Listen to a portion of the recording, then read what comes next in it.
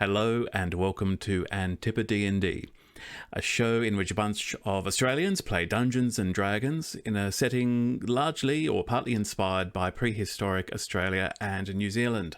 I am David, your Dungeon Master. I am as ever joined by Kynwyn, Doug, April and Zindy. And no announcement this week, except apologies for the lack of show last week. I had a hiccup in my health, but I'm fine now, thank you. So let's get into the game. Where we left off last week is where every D&D game gets to at some point, with one of the player characters polymorphed into an emu, and the rest body swapped. So happens every time. Yeah, our heroes. If I had a penny. Our heroes visited a master brewer, a mixer of magical drinks named Bol or Baldrin Cloudpeak, to be specific, at the behest of Morzod Grodgubbins, the cleric of Bruin Lach.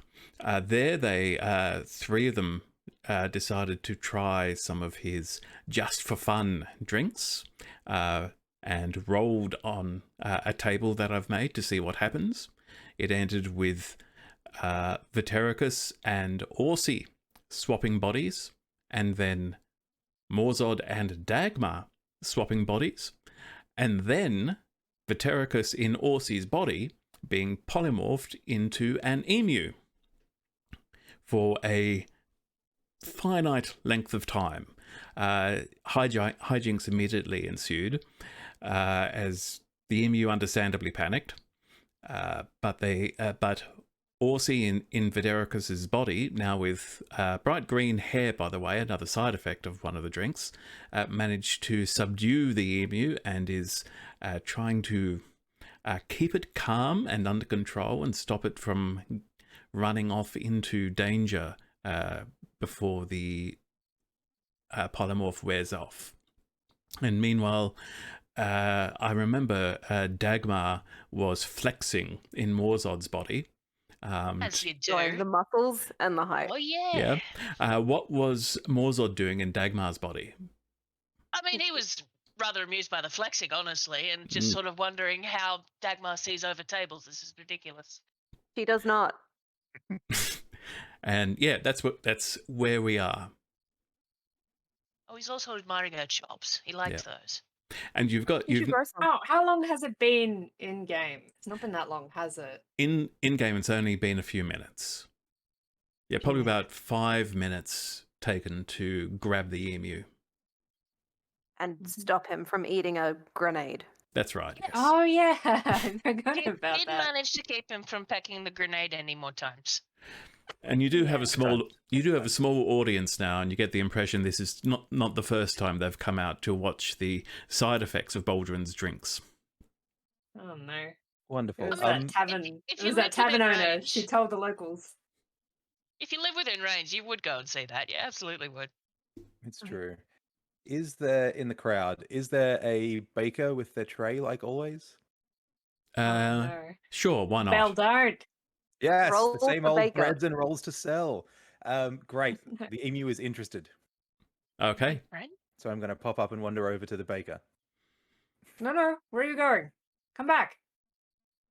Or Gonna he's going cuddle. for a I'm walk. gonna just Determined pick grunts. up all of Vitericus' stuff that I shaked out of his coat and just shove it in a bag. How Hastily. determined is Vitericus emu to get towards the food? Food is good. I like food. It's about the intensity of it. Is this becoming? I'm asking whether this is becoming a PvP situation.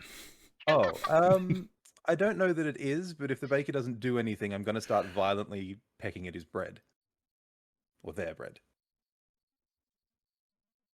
Just looking at my. Wait, I don't have my spell book. I can't cast any Just spells. thinking, like, I can't do shit. as long as no one makes any really sudden movements, an emu probably could just kind of stride over. Have the villagers seen many emus? Like, is this a common one that the brews cast? As Vitericus emu wanders over towards the baker.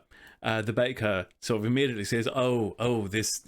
I should have seen this coming," and doesn't give you any of the nice things on the tray, but does take some scraps out of the pocket and toss them around and tries to sort of, Homer Simpson back into the crowd while the emu is distracted. Perfect. I am Don't well eat and it. truly Don't eat it. distracted. Don't eat it. Gonna try and no, stop I him have- from eating the bread. I don't know what's in that. You can't eat that. You're gonna get a sore tummy. Wonderful. Well, I'm going for it. So How roll do I this stop on. an no. emu? Are you supposed to feed birds bread? Isn't that what you do? No. I was about to Yes. say yes. Morzot is an idiot. Real birds Not do just not feed them bread. birds. I don't think. Aussie's probably gluten free, man. Like you can't have that. Yeah, actually, probably. Serious note, please do It's not got feed egg. bread to birds at all under any circumstances. It Do is not- bad for do them. not. It is. Yes. It has no nutritious value. It rots in their gut. It kills them.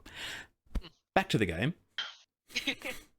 Cool. Well, I'm going for I'm- bread. So I care about the Alright, we environment. better- we See, better and stop him. birds. We'd better All stop him from right. eating the bread. Can I Yeah. like? Can I like Alice in Wonderland and like kind of hang onto his neck or something? How do you stop Oh an my emu? god! You Let- don't let's- really stop an Let's start with animal handling from Aussie. Oh boy. Okay. I've got some jerky or something in my hand. Something better than that. Animal handling, which isn't that bad. Oh, I got a flaccid 20. Oh, well done. Very nice. It's my elven wills. Wait, I'm Viter- not an elf. Fuck. Vitericus emu. You have a vague memory of this individual who's trying to help you, and you think they might actually have your best interest at heart when they're trying to stop you from eating this bread. Don't be okay. bad. Well, It's bad that's food. fine. I'll wander off then. Peck at You the should grass or something. absolutely God. preen that green hair. I just want to suppose sit they- down and try and get the emu to come over. You know, see those girls like patting cows on the ground like that, but the emu. Come here. Right. Come on. I guess. I mean, that was a pretty good animal handling check. So I think I'm Yep. somewhat Get comfy. enamored with Yeah. the green-haired human in front of me. You should just Well- What's your completely favourite sit on human? him. Yeah, exactly. Favorite person in the world. What Yep. what we can do now is sort of fast forward until these spells wear off. But I'd like each of you to say what you're going to do during that time. I'm gonna offer Morsey Dagmar a shoulder ride. Oh, yes. Morzot is well into that. Like, All you right. want to see how much extra taller you could be? Yep. We'll stack Yeah. up. So, my this is goodness. it. This is bloody good. I like this. Yeah. You can see a long way, eh? It's so cool. I've never been this strong. Oh, we ought to do this when when it wears off, right? Oh, You Hey, should just Ozzy. stay like this until it Ozzy. switches off. Ozzy, this wears off, right? What? This Don't like get up, don't get up. it's magic, right? It wears off, right? As far as I know, it should wear off soon. All right, that's fine then. That's fine then. Just stay up there. Yep. Um, I need to wash my hair. Ugh. Yeah, by the way, while this is happening, you're becoming vaguely aware of any uncommon aches and pains that exist in the body you're currently occupying. So, Vitericus, you're not feeling Aussie's aches and pains because you're an emu at the moment, but what are there any conditions that Aussie might suddenly be aware of in Vitericus's body? Dirty, great bone strider stab wound through the right shoulder Oh, yeah. to start with. That hurt. That would be a thing. A million like little welts up and down my legs from the bugs that almost killed me. And some like scar tissue across the midriff that has like little red bits of gunk in it still from when I got killed by the big reptile Eaten by the lizard, and Yeah. you got claw marks in your Nice. shoulders as well. from Glow. Yes. Is that the Yeah. from Glow? Oh no. Such a rough. Yeah. Aussie, Vitericus you're has had a yeah, you're really realizing that wow, Vitericus has actually suffered a lot this past week or so. Has been in a lot of physical pain, and although the wounds themselves have healed, there is some there is some lingering discomfort that he has not been loudly complaining about. Ooh, I really do feel like I'm dying. does Orsi see my shades through my eyes? Oh yeah. Is this like Ooh. a what's Like what's full- that Chinese horror movie? Hmm. I optics. Oh. It's good. Oh, I That's heard a- that eye one was pretty transplant. solid. That's a very Yeah. good question. I think not. I think Okay. it is associated with Vitericus's soul, not his So- vessel. Follow-up question then: is the emu seeing shades everywhere? Yes, Oh, the no, emu. how scary. The emu is. Now, I Further don't. question: are they emu shades? Oh, is it seeing No. the ghost of all the dead emus? It's so horrible. No, they are not.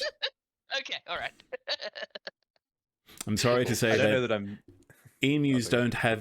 don't have souls in this sense. Whoa. Emu souls are something else, and Vitericus can't Okay. see those. Wait. Okay. Because birds get to go to the Rainbow Bridge. That's why.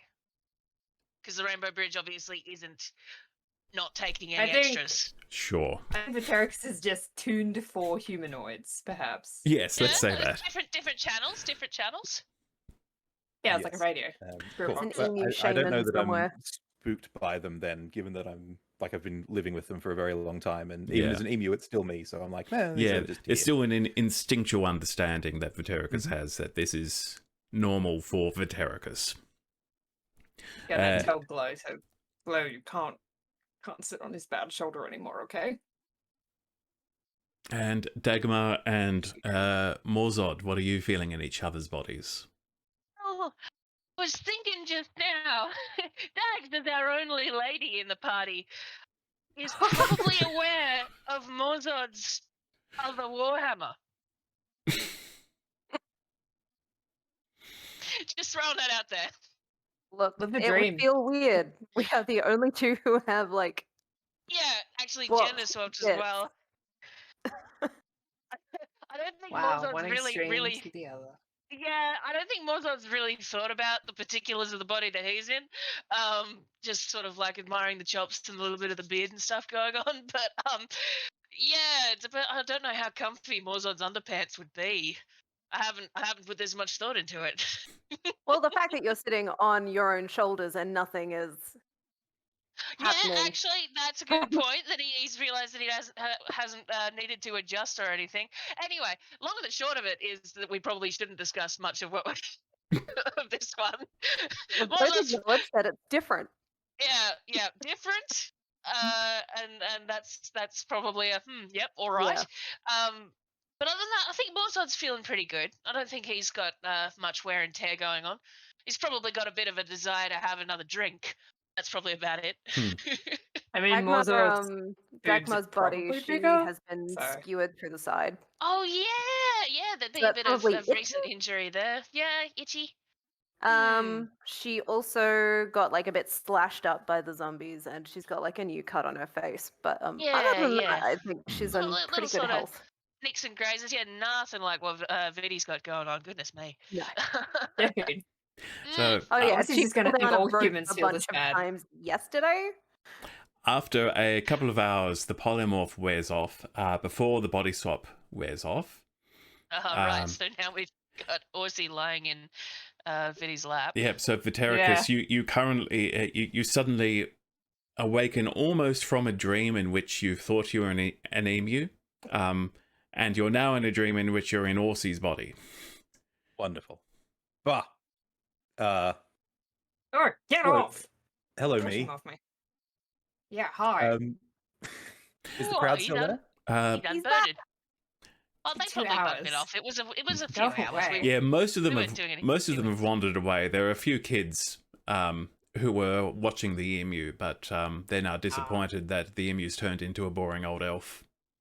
Ah, turned into a boy. Stunning Gross. elf. Yeah. That's entirely fair. Seen one of those.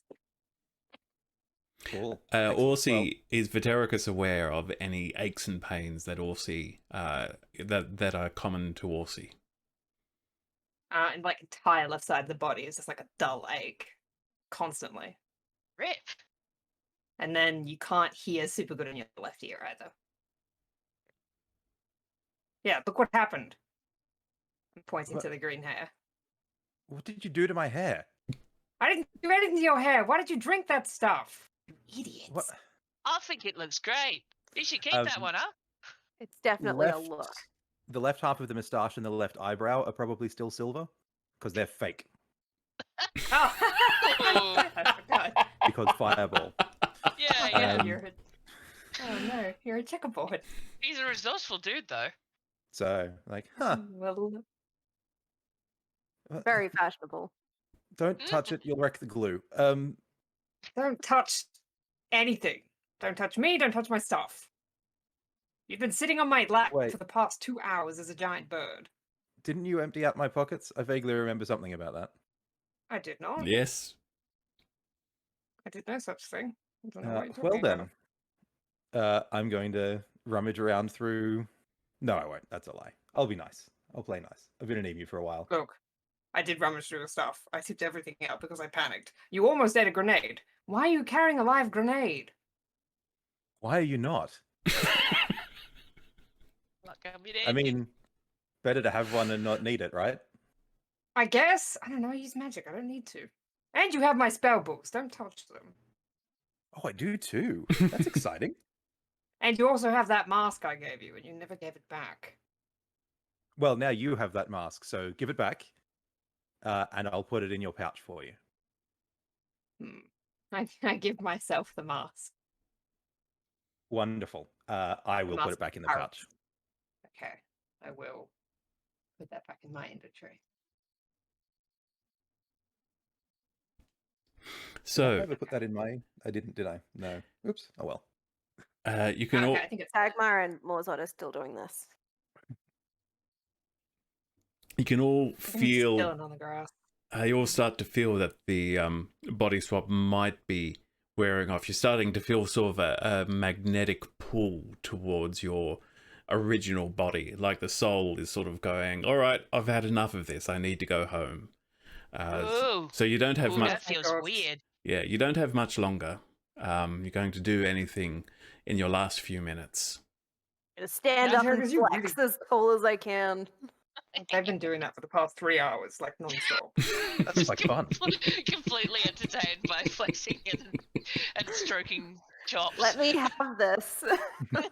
I had to stop you from eating bread, eating a grenade, running off. You are a handful. What do you reckon, Well- Dax? You reckon we could find need to out see a how to do doctor. this? Like on purpose? I feel like that is worth pursuing. No, I it's don't know. not. It could be fun. Absolutely not. It's handy. I don't know when it will come in handy, but I just Wonder have a if it- sense that it will. I don't know. I wonder if I can shoot like you if I'm like this.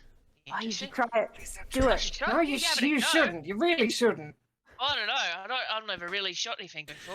Yes, So- do My it. Or actor has the public. skill set Or- to acid. This will be fun. What? Pass me the Alright, we're in grenade. public. Pass me the grenade. We'll throw it. So- I'm not passing a grenade. We're not throwing anything. If you're rolling, then any physical abilities are rolled with Dagmar's stats.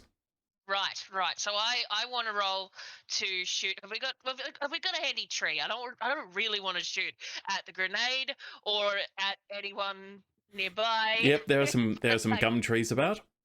All right, gum tree, and I Right. suppose Roll. I've got Dax's bow right here. Yeah. But Well, yeah, I guess how about Zinda? You just roll a d20 and Kynwin tell her what to add. okay, yeah, all right. Yeah. So we'll pull out the D20, and I'm intending to fire at the tree, and I'm not using the magic words because, one, it's not like that attunement would be kind of weird to figure out with the body swap and that kind of thing. I'm just firing a normal arrow at the tree. Okay, 1D20. Let go. All right, that's a 16. Oh, and now add 6. Yeah. Oh, So jeez. that is Yep. that definitely hits the tree, dead center. Excellent shot. Nice. Oh, look at that! I'm a shot like Dags when I'm Dags. That That's, was I like awesome. that. That's fun. Hey. Do I look that cool when I shoot? Oh, you're always hitting stuff that you really shoot like. You was good at the shooting thing. I've just found out. Look at that. You. Hey. That feels really good. It's a fun, Okay. fun weapon. I'm glad you're closer as people. Great. No But one Terracus, you died. need to see a doctor really badly. You too, apparently? No, you're How do you live worse. like this? And there's like a bunch of red stuff in this one. Yeah, you remember, yes, I tried to eat Dagmar. Yeah, it was weird. I remember you getting eaten by the lizard. I did forget that you tried to eat Dagmar.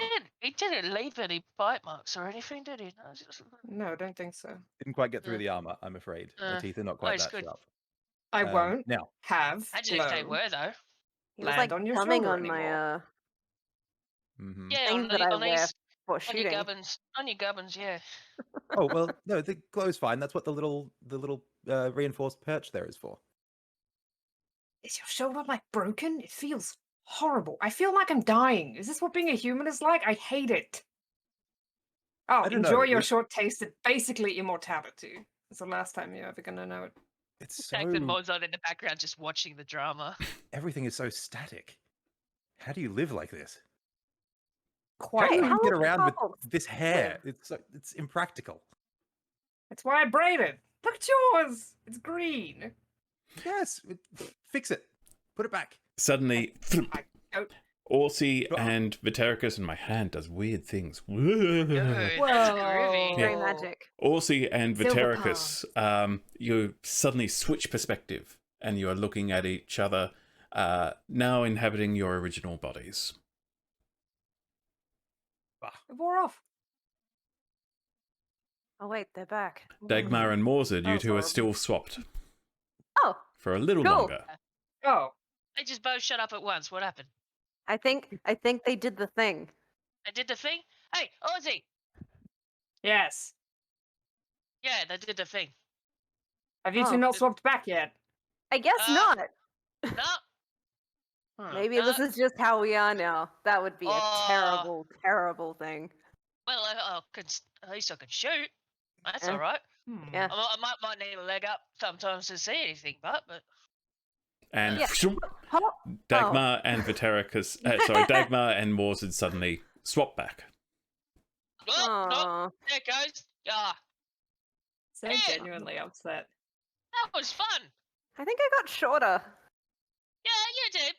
Like shorter. Well, Feels even shorter, closer to the even ground. shorter than before. Aye. No, I think he's still the same. And can Thank you. everyone who had a drink, so it's everyone but Orsi, give me a Constitution saving throw now, please. Oh my god, you guys are hung over. Do I get a bonus on this for being, usually soused? This No. is a strange kind of drink. I This suppose, yeah. this is it's magic different to drink. what Magic Morzard drink. normally drinks. So Yes. now, what do I see? Con saving throw, did you say? Yes, please. Yep. Okay. Wow! He's not used to this kind of drink. That is a total of 6. Oh, Oh, wow. me too. 18 Oh, for you the know- Terracus. You and I just Jeez. get extra because the tall short thing. This is It's like vertigo. just Oh so yeah. this is so unfair. So Dagmar and Morzard, you are both hungover. You have 1 point of exhaustion. Which, rip. Vitericus, you're fine. I mean, fine. yeah. Look, we're now currently. I'm dealing with longer legs again, and you're dealing with shorter legs again. That seems fair, really. Well, they look horrible, and I'm traumatized. So can you Ugh. leave? I'm gonna like lead Did you over move and some kind of memories do around the. in here? What do you mean? My brain feels different. I don't really Well, have that kind also, of magic. are Right, you what did you throwing do? up- Throwing up over there, Dags. I don't know. Somebody's moved the Maybe. furniture. Give me a funny. minute. Mozart's the sort to hold your fine. hair out the way, so he'll Thank he'll you. help you with that. Now I gotta find where exhaustion goes again. Conditions. Conditions. There it Just is. hit Yes. right down the bottom. Yeah. Yep. 1 point of exhaustion. Alright. Oh, cool. Where's my fish oil? I keep discovering things about D&D Beyond. That's so cool. Huh. Very handy to keep track of. Yeah. Thank you, dude, Tibia. Mm-hmm. Yep. Okay, so you guys are doing all right. Fairly okay. Right, so Morzord, was that Is he like a licensed magic practitioner or like what? I don't know. I was going to ask you. I don't know much about magic. I'm only knowing about brewing and stuff. I don't know every single wizard on the plane. Why not? Good question. Why don't I? Orsi can give me an Arcana check, just thinking about what could do that with a drink. Ooh. Another flaccid 20 on fire. Uh, Well, they're not And then potions. we'll talk That about it. that is certain. They're not potions because if it was a potion, then it would have to be prepared specifically to cause a specific effect. The fact that That was like a these seemed cocktail. random means that there's some kind of wild card element ingredient, and then you suddenly remember you've heard about something called wild magic, that there are sorcerers who can cast magic with but run the risk of unexpected consequences or side effects.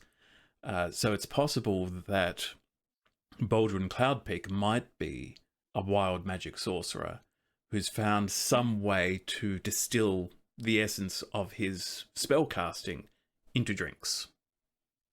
could you enchant the Okay. drink? Like, is that something Whatever. that wild No, spellcasters can do? it's not. It's definitely not an enchantment. That's enchantment. It's a totally different school of magic. Whatever he is, he's not a wizard. Some sort of wild magic user, perhaps. A sorcerer, maybe.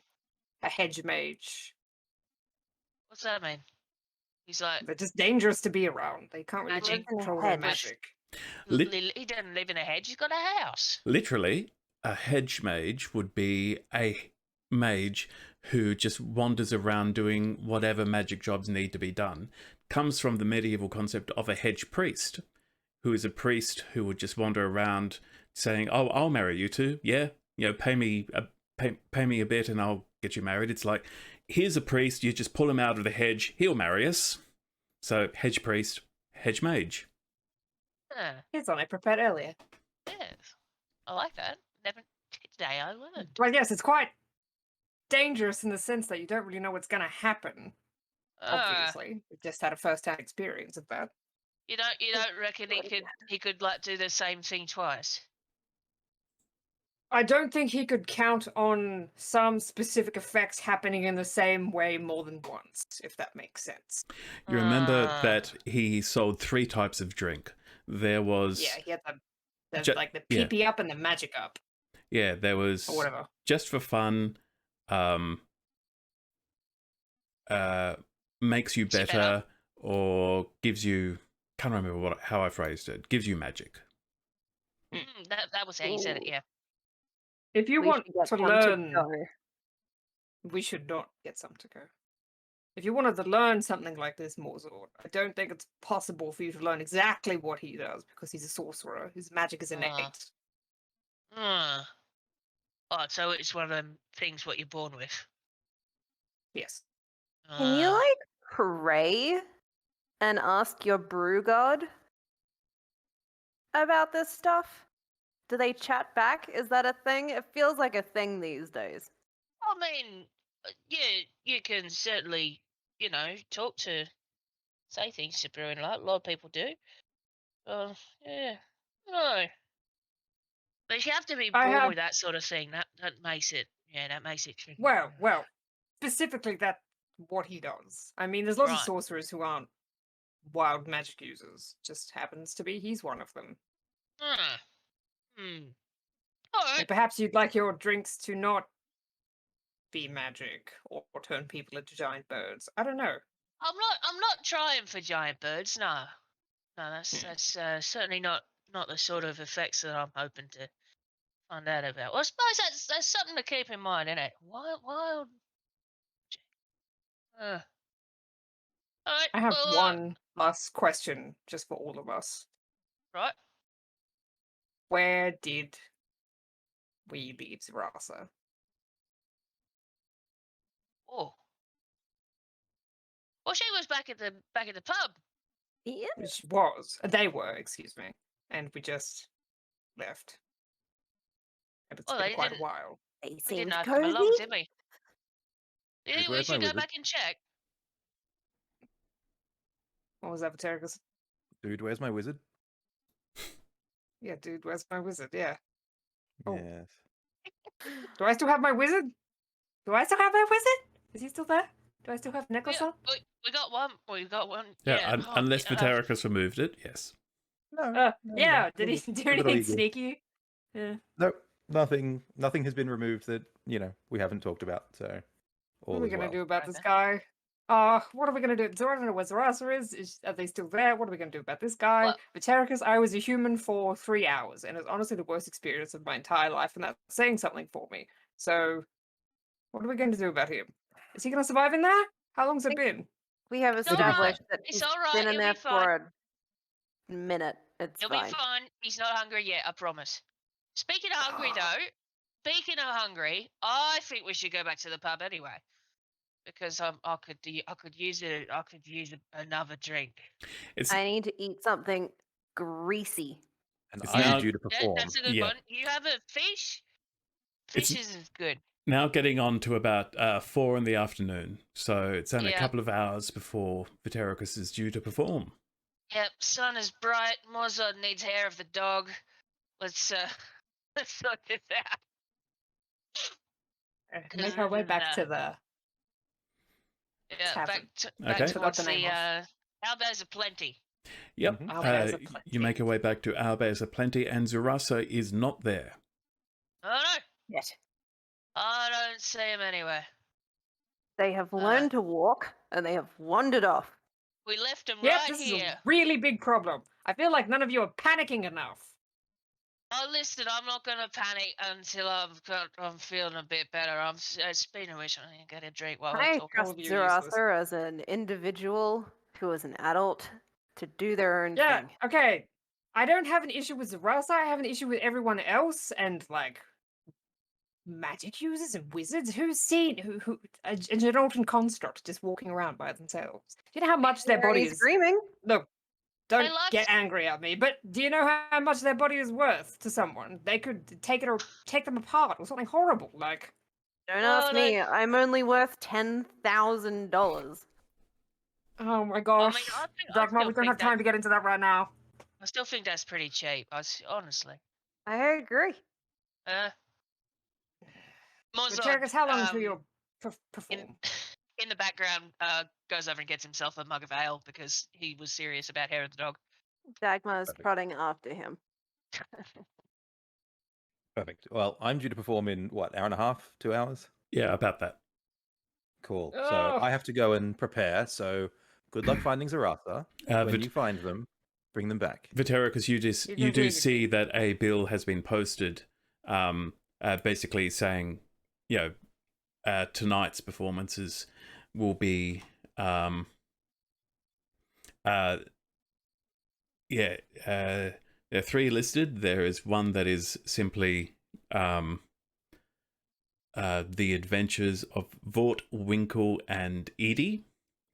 The second one is Vatericus the Soothsayer in Survivor of Mercer's Pass. And the third is The Foamy Adventures of Captain Lovett Darling. Yes. I'm That's gonna late night, Bill. while I'm getting my ale, by the way, Mozart asks the barkeep if they've seen Zarasa, because they would have seen Zarasa when we first came in. So the one with the big cloak. Yep. Have you seen him? Yes, Rain in Summer, the tabaxi who runs the tavern, says, yes, your friend went outside, said if you asked, going to magic shop.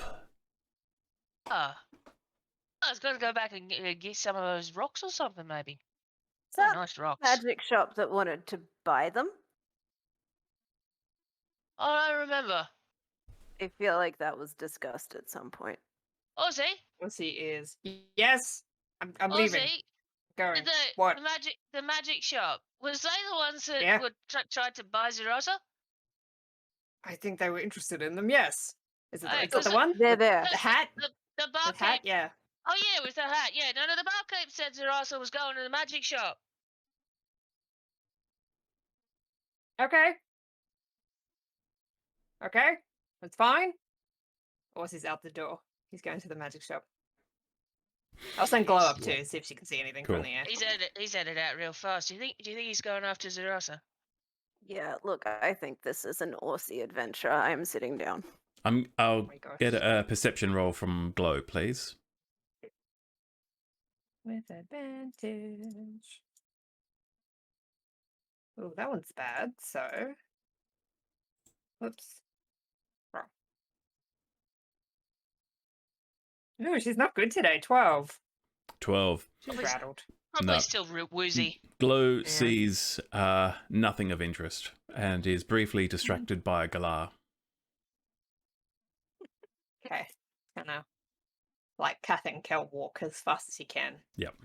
So, Orsi, you get to, for a spell, the magic shop. And That's what it was called. yep, inside,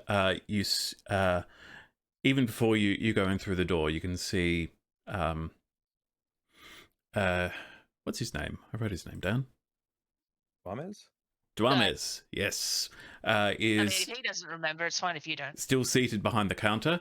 But you also see the distinctive form of Zurasa walking around, albeit a bit awkwardly, walking around the shop, and apparently, as you step in, you can hear Zurasa seems to be taking inventory and just saying, just going through every item and saying, you've got this, you've got 3 of that, you've got 1 of these, and so forth.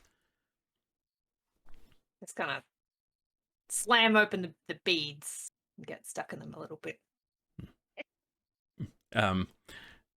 Duames just, oh my. And Zurasa sees Orsi and says, oh, hello. Hi! You left, so I thought I would try my legs. And you came here. What are you doing? What is she doing? Why is she counting? They, excuse me, sorry. Drama says, oh, she came and wanted to speak and explained her situation, and I realized how rude I was earlier, for which I am, again, deeply sorry. But she, they expressed an interest in helping me, and being, it is difficult for me to walk around the shop, so I made a suggestion, and they were eager to oblige. Zurasa says, yes, it is good to be helpful for once. Are you paying them? And from all the times that she fireballed us out of trouble. And This is Duames, a part-time job. Are you hired now? Zurasa says, oh, I had not thought of that. Yes, people normally work for coin, don't they? Yes, Zerasa, they do. Duames says, oh, we hadn't discussed that, but I will pay for your time, certainly. I would hope so. You can't just hire people off the street and then ask them to work. That's sort of taking advantage of them, don't you think? The hat then speaks up and says, oi, this construct came in here looking for, things to do. And so, old guy here, needs help. So gave him things to do. What's your problem, mate? I wasn't speaking to you, I was speaking to your master. Yeah, Inanimate well, objects shouldn't speak unless they're spoken to. who are you calling inanimate? You see my mouth? I'm moving right. I'm animate. I wish you weren't, so. Real animate. Duames says, oh, don't mind the hat. It's... If this is being replaced, you're not being replaced. Well, look. Oh, I'm sorry I freaked out. We just didn't know where Zarasa had went. How much did they tell you? Well, it explained how... And he basically goes on to say everything. All the details that cool. that you've been given. Doesn't mention the stuff not related to Zarasa's origin. So there's nothing about the Tarthian wizard or... God. yeah, stuff like that. It's just all about what happened in the Junot Palace and with the soul blending for the four of you. So she mentioned the anime. They mentioned the animancy. Would Dwasa be aware of? I guess he's a wizard. Dwames. Of like Tarth's Dwames. Be interested in Tarth's interest in animancy. Would he be aware of that? You remember that he was, he said he was a survivor of Yes. the original penal colony, so he loathes the ascendancy of Yes. Tarth. Okay, cool. Well, not cool. Look, I know occasionally Tarthian wizards might come through here. If you could just never breathe a word of what Zarasa has said to you, to anybody, that would be great. I slide a gold across the table. He looks and says, "Of course, no one would believe me anyway." Exactly. In fact, I don't know what you're talking about. So, wonderful. Uh, I don't know how much longer we're going to be in Rivermeet for, but if Zarasa wants to stay here while we go about our business, I suppose that's fine. Dwames says, "Oh, I could perhaps use the help from time to time. I'm not sure I could afford a full-time employee, though. That's why you made me." And And we did. Zarasa says, "I have enjoyed this time of being useful, but I would like to practice magic again." I mean, once we get back to Providence, you'll be able to do that. Then I would like to go to Providence with you. I don't know when we'll be leaving. Maybe tomorrow? I'm not sure. Terracus has a show on tonight, though, in an hour, if you wanted to come and watch. Yeah. Oh, yes, I would like that. Dramas, you're more than welcome to as well. And Drama says, "Oh, please. I've seen enough of that Ponzi jumped up." And he goes on to he just mumbles on this thing about what you eventually work out you think is talking about Captain Lovett Darling. Oh, okay. Oh, dang, I was having it with Terracus. Oh, I haven't seen it yet, but I suppose I trust your judgment. Well, but Zarasa, did you want to come back with me, or? Yes. Let's go. If we stay for another day, I'm sure they would be fine to come back and spend another day here with you. Of course, yes. Vitericus, how are you preparing for the show? Or do you want to keep it secret? No. I assume there's a backstage that... There is basically a storage room which is next to the stage. Yeah. And is also doubles as a green room. Yep, perfect. So I've changed into the suit that I loaned Zarasa. I assume I've had that cleaned at some point and it's no longer covered in mud and fireball sort of leavings. Let's say you have. If not, I suspect I've just bought a new one. So I've changed into that, and I've pulled out a collapsible swagger stick that I've had folded away in my pack basically the whole time. Well, no, actually, let's make it part of the disguise kit. So yeah, no good for actually assisting walking, which is why I've not offered it to Zarasa, but is there purely for effect. And that's basically all I've done. Other than that, I'm just sitting in the green room. Not really doing much of anything, really. Lounging, perhaps chatting to the other performers. After a little bit, the Tabaxi, Rain in Summer, comes to find you and says, "You are preparing mentally, yes?" Always preparing mentally. Excellent. Well, crowds will begin to assemble. Soon you can choose whether to sit among them or to wait in here when the show begins. think I might sit with my companions for a while, and then towards the end of what was the first show? Towards the end of what Winkle and Edie. Towards the end of their performance, I might sneak off into the green room and prepare, or do final prep. Excellent. It's up to you. Wonderful. So I'll sort of wander out, I guess, at this point and hang out with the team. Cool. So you go out and find Morzod and Dagmar, who have been doing what? Eating. Pretty standard hangover pickup. So Morzod is sort of easing it with a little bit of hair of the dog. He's having some ale. He's also, advised the greasy food is a good thing, but also having a bit of fruit is good. So we're just sort of grazing and feeling sorry for ourselves, I imagine. Yeah, Dagmar's on her second full meal. She's going to eat the pain away. Mm-hmm. But she's also keeping her hat low because we are still bearing in mind that she is Yes, she's being Brunhilde. perhaps being pursued. Yes.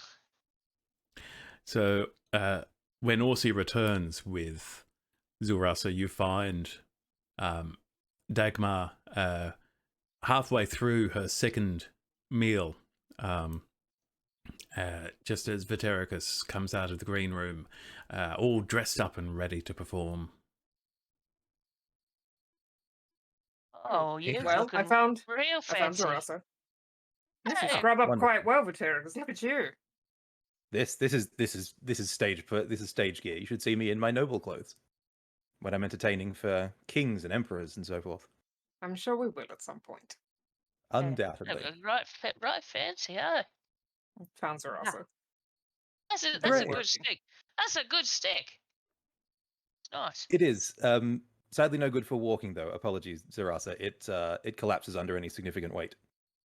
Oh, Hey, like, Sarasa. don't we all? Oh, hey, Zerasa's back. Yep. What'd you get up to while we was having our drinks? Oh, I worked. Oh, Theory. day's work, eh? How'd you I'm like gonna it? pull Turned into an out a emu. chair for her to sit on. Oh, thank you. See, I am still a bit wobbly, as they say, but I think I know how to walk now. Yeah, you're looking like you're doing real well. It's real good. It's good to see. It's good to see. Where's my drink? And so as you're having this conversation, you can see that the crowd is gathering. People are coming in. I'm going to move you over to the map of Our Bears Aplenty. boy. I need to actually There's drop. a map. Map. There could be a fight. map. Oh my goodness. Yep. There could always be a fight, man. It's D&D. There could always be a fight. So I'm dropping you in so you can position yourselves. All right. Oh yeah, we were in a broody corner. I think we were. Oh yeah, we had- did. Had Cozy selected. brooding corner. So I'll just Yeah, quickly so- explain the layout. You've got the stage here on the right. The green room is here to the bottom right. The bar itself is up here. There's a door that seems to lead off to kitchen, storage, whatever. At the back of the room, first of all, you've got lots of tables and stools, and then you've got steps that lead up to basically a sort of a gantry that goes all the way around the wall, and then it's not depicted on the map, but above the stage, at the end of here, there's another level, which is basically where the sleeping accommodation is. Makes sense. So yeah, if we're in the broody corner, I guess we're sort of down here-ish. Let's take up all Or- these seats for ourselves. Yeah, or we could be over at this one, but it's sort of not terribly broody. Get off me. Thank you. Dagmar wants to be in a very broody, hungover Heidi corner. Right in the corner. I'll sit with Basically, easy I'm just a access, so- hat behind a table. This grid is fun, but there we go. I've got Morzod on a chair. Where's Excellent. my baby? Oh, I wonder if I can turn grid snapping off. Alright. There must be a way. Possibly. Is my hair still green, by the way? Yes, it is. Okay, cool. So I'm sort of half and half. Oh man, The yeah, color got a of your bit of suit doesn't match or clash. bit Are of we, do we Two-Face live in a going on. society? What's going on? Do we have contact lenses in Valdra? No. Okay, so I don't have a. I'm not going for the different colored eye on the silver side then. That's fine. I mean, we have magic for that. Do you have Wouldn't be magic that will do that? There wouldn't be magic in disguise kits, would there? No, sadly, it's just mundane. Wait, maybe I disguise do. stuff. Hang on, let me check. I could do that with would that be prestidigitation? Could I distort value on my own eyeball? Make it look different? Make it look expensive. Double the value? No, I think I will just leave it. Thaumaturgy Just weird. is thaumaturgy thaumaturgy. is the kind of cantrip you'd take if you want to be able to make minor changes like that. Yeah. Nope. I mean, the magic does exist. That's what I'm saying. I just don't have it. Oh yeah, of course. But that's fine. I will live with it. Another sort of important layout question: windows. Are there windows? There are windows on the north wall and on the south wall. Okay, cool. Is there any way I can get glow in here? Oh yeah, where's Glow? Why didn't I not drop? Trying to click and drag my baby, but it won't let me. Oh, interesting. I'll figure that out later. There you go. Thank you. Thank you. Whoop. Put it next to I don't want to like Vitericus. How insult terrible of me. Vitericus's intelligence by reminding him not to use my name on stage, but I would also like to do that. Of course. Of course. By the way, what profession does Brynhilde Deep Delver have? Probably She's digging. an archaeologist, isn't she? Deep delving into ruins. She is With me. delving deeply. Wonderful. Wonderful. Yeah, you was drawing pictures of them tiles and stuff, weren't you? It's just like what they do anyway. Exactly. I'm really not joking about the archaeology thing. You could be a wonderful asset to society. Like it. I have my little book here and everything. At least for now, Brunhild is. Yes. Sorry, Brunhild or Brunhilda? I've already asked this question. I think Brunhilde. I like that sounded better. Right. I was Brunhilda. thinking if you're gonna make your name shorter, we'll call you Brundi. I don't know Brun- though. Still thinking on it. Brunhilde, Hildy. Brundi. Hildy? Hildy's Hildy? cute. Hildy? As long as Hey, it's not close to Dagmar, I think you're fine. hey, Brundi or Hildy? Oh yeah, think about it. See what feels good, hey? So Whichever one you like.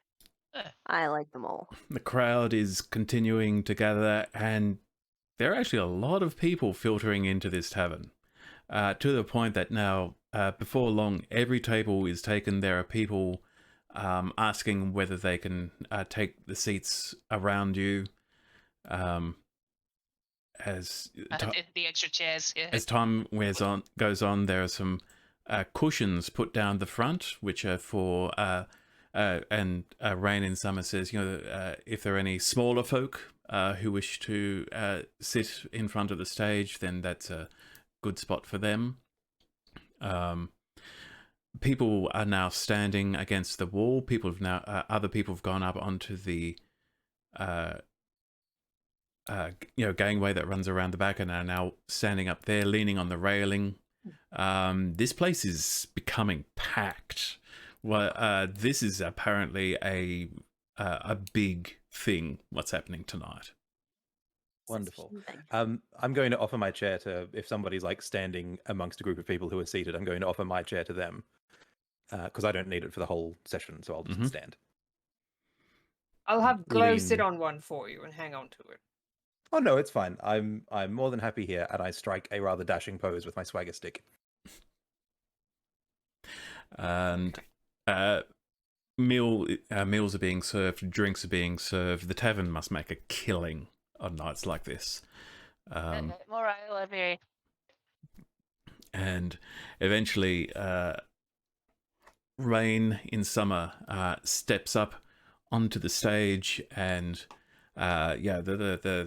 it's now quite noisy in here. The commotion continues, and she tries to speak, and nothing happens. And Eventually, one person in the crowd, like a big bull of a guy, just turns around and says, "Oi! Shut your faces! Rain's speaking."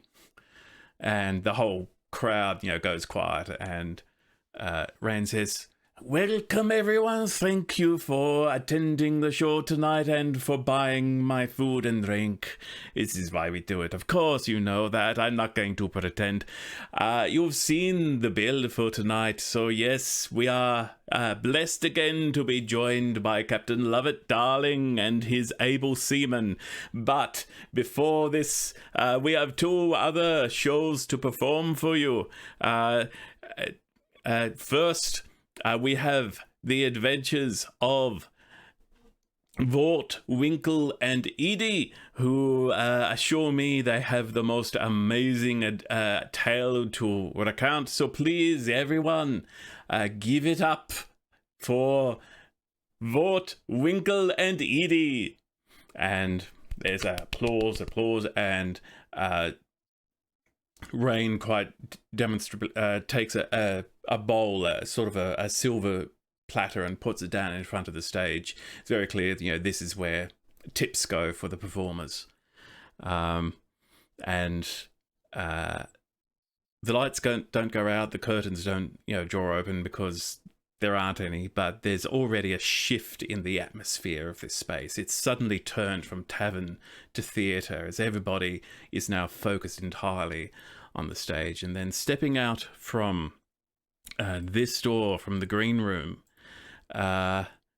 you see 3 small figures, halfling-sized, but only one of them is a halfling. The other 2 are kobolds. Yes. Yay. And as Are they alpha wolves? yes, you do. You certainly recognise the halfling that was accompanying the party of kobolds through Mercer's Pass, and the 2 kobolds accompanying her could be the same. It's hard to tell. Yeah. Oh, God. Yeah. Don't we know him? Do we know Yeah, him? we do. I'm God. sure I've seen him somewhere before. They And survived. Wait. they Well, at least have 2 of them did. a sack from which one of the kobolds produces a jawbone, a human jawbone, which they proceed to place on their head like a Oh, like a no. crown. Oh my God, are they telling the same story? And the other then produces, pulls out a massive skull, which looks like a horse's skull, but it has fangs. It is horribly mutated and elongated. And the four of you have flashbacks as you remember hiding from this monstrosity. So it turns. Nudge Patericus. Dax, look at that! They did it! So Oh, so cool. what happens is Vort, the leader of these kobolds, announces himself, "I am Vort! We, brave kobolds, have cleansed Mercer's Pass," and goes on to tell the story about the 5 brave kobolds, Vort, Winkle, Edie, and the 2 who are not with them, that is Fink and Roll. How upon hearing of the being told about the terrible chaos stallion that plagued Mercer's Pass, decided to set a trap, and they hatched a plan, and they found a mad elf who they are able to steal his crown and force him, and he pursued them out of the pit that he had been hiding in, at which point he caught the Chaos Stallion's attention, and while the Chaos Stallion pursued the mad elf, they then ambushed the Chaos Stallion, and it was an epic battle. The Mad King fell during the battle, and 2 of the kobolds did not survive. Through all of this, Vort and Winkle, the 2 kobolds, are playing out various parts. The Edie, the halfling, is sitting on the side. She's got a lyre and she's giving musical accompaniment, which is it's a lot like, you know, playing the piano to a silent film or something. It's very and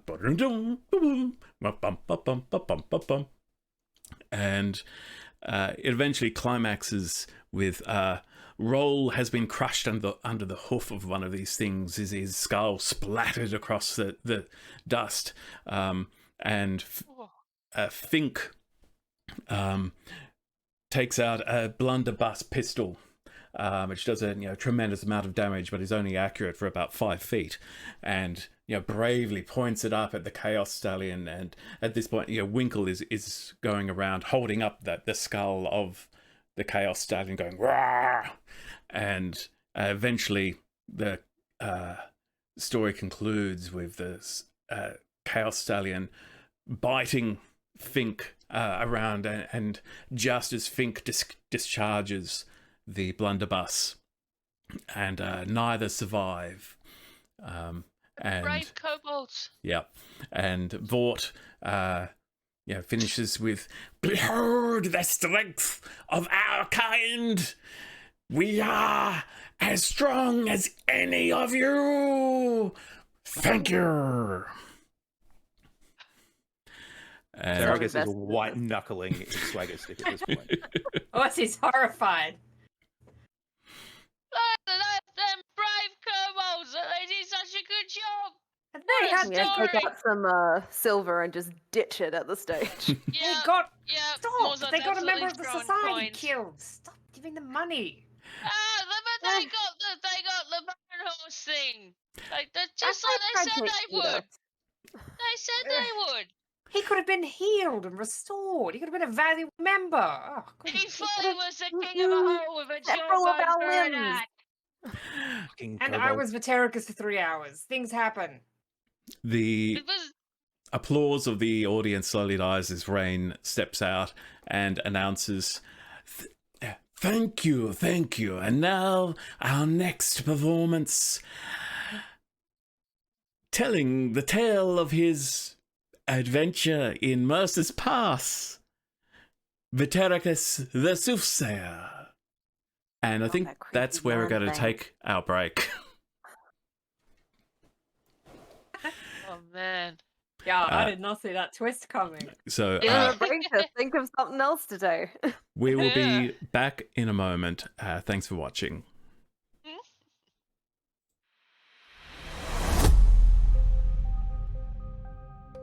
Hello, I'm David.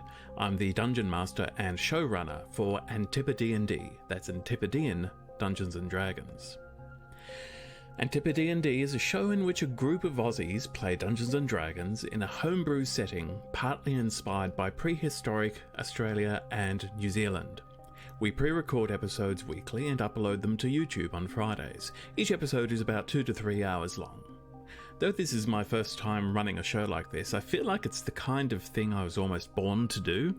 I have backgrounds in theatre, including acting, writing and directing, visual arts, game design, animation, and I used to work as a writer at BioWare, where I created content for Star Wars: The Old Republic. Meanwhile, the players I invited to the show are all creative Australians like myself.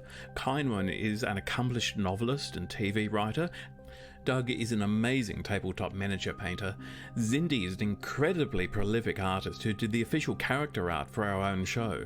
And April is a concept artist who works for Wizards of the Coast, creating, among other things, official creatures for Dungeons & Dragons.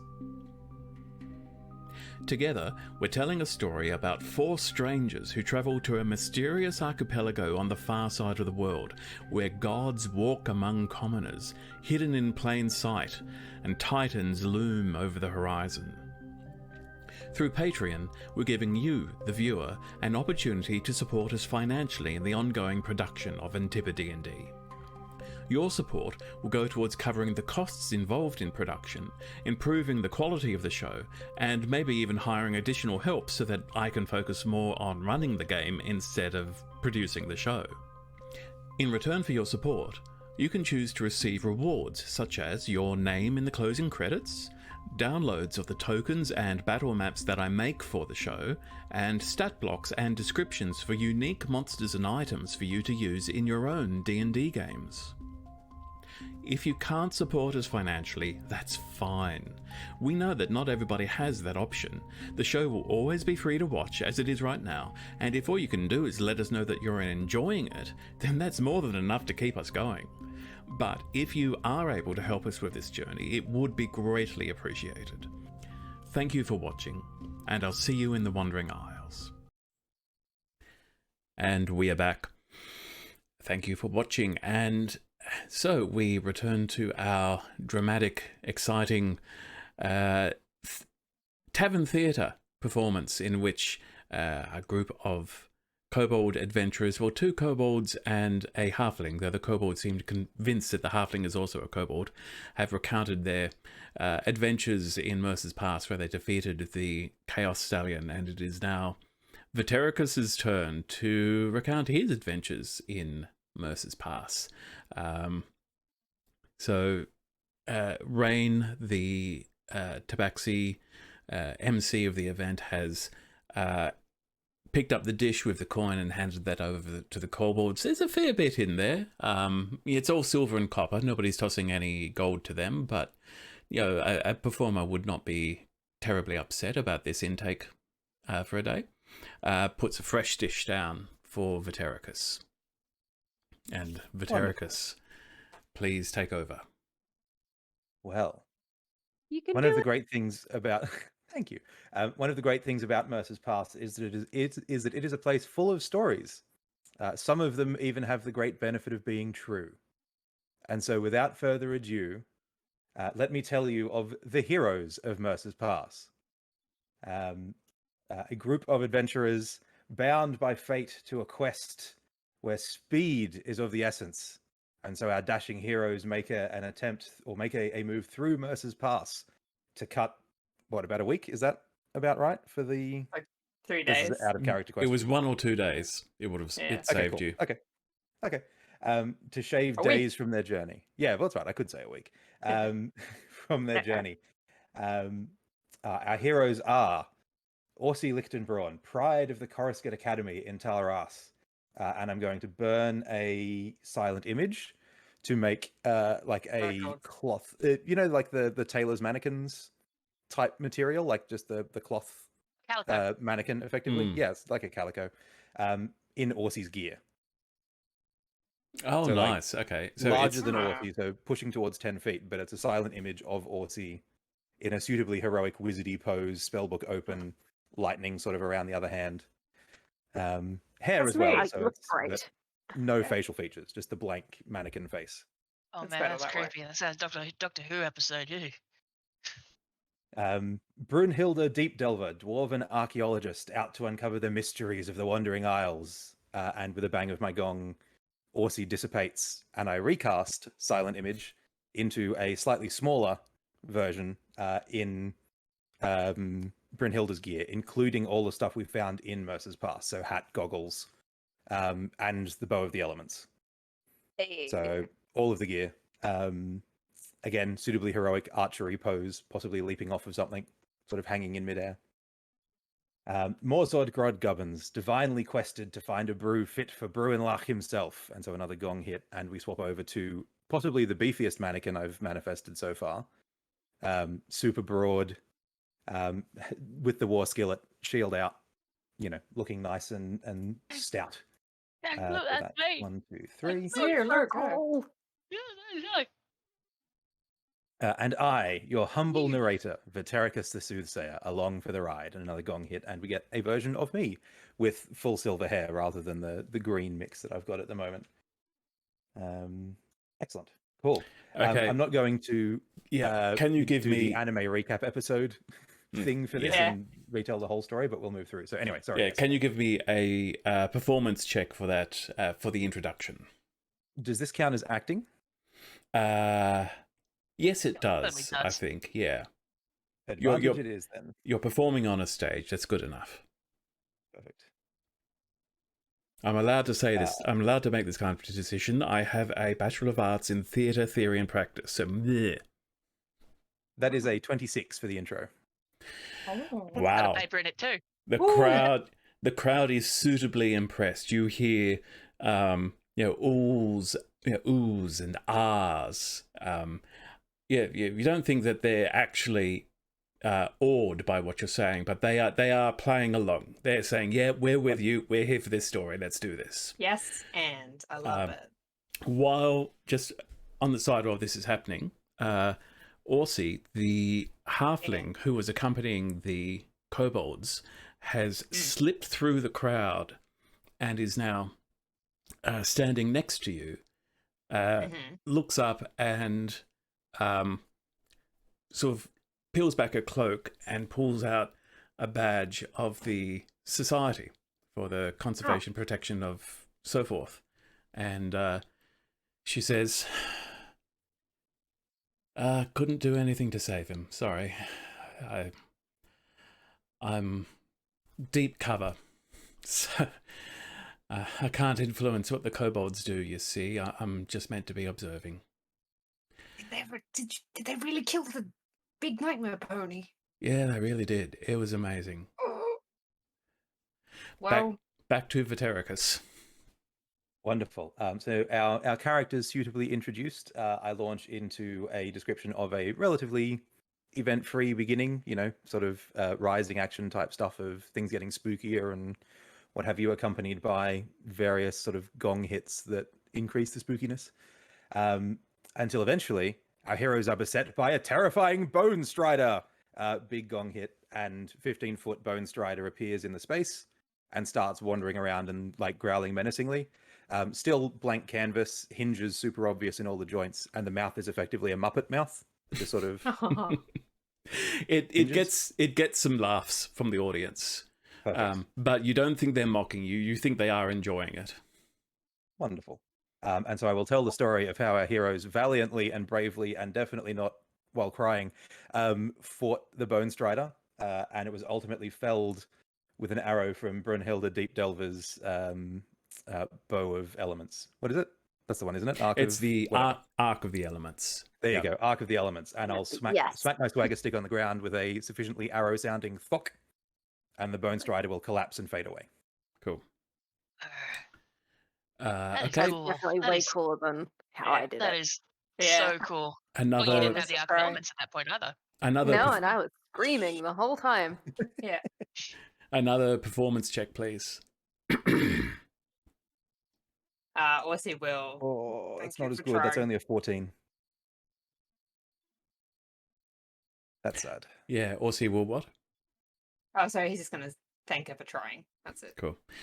Yeah, so with the 14, the audience is still on board, but you think they're sort of, compared to what's gone on before, they're sort of going, oh, it's just a three-legged human. That's a little underwhelming, but, you think the visuals are, they are enjoying the show, even if they think the story is a bit lame compared to what came before.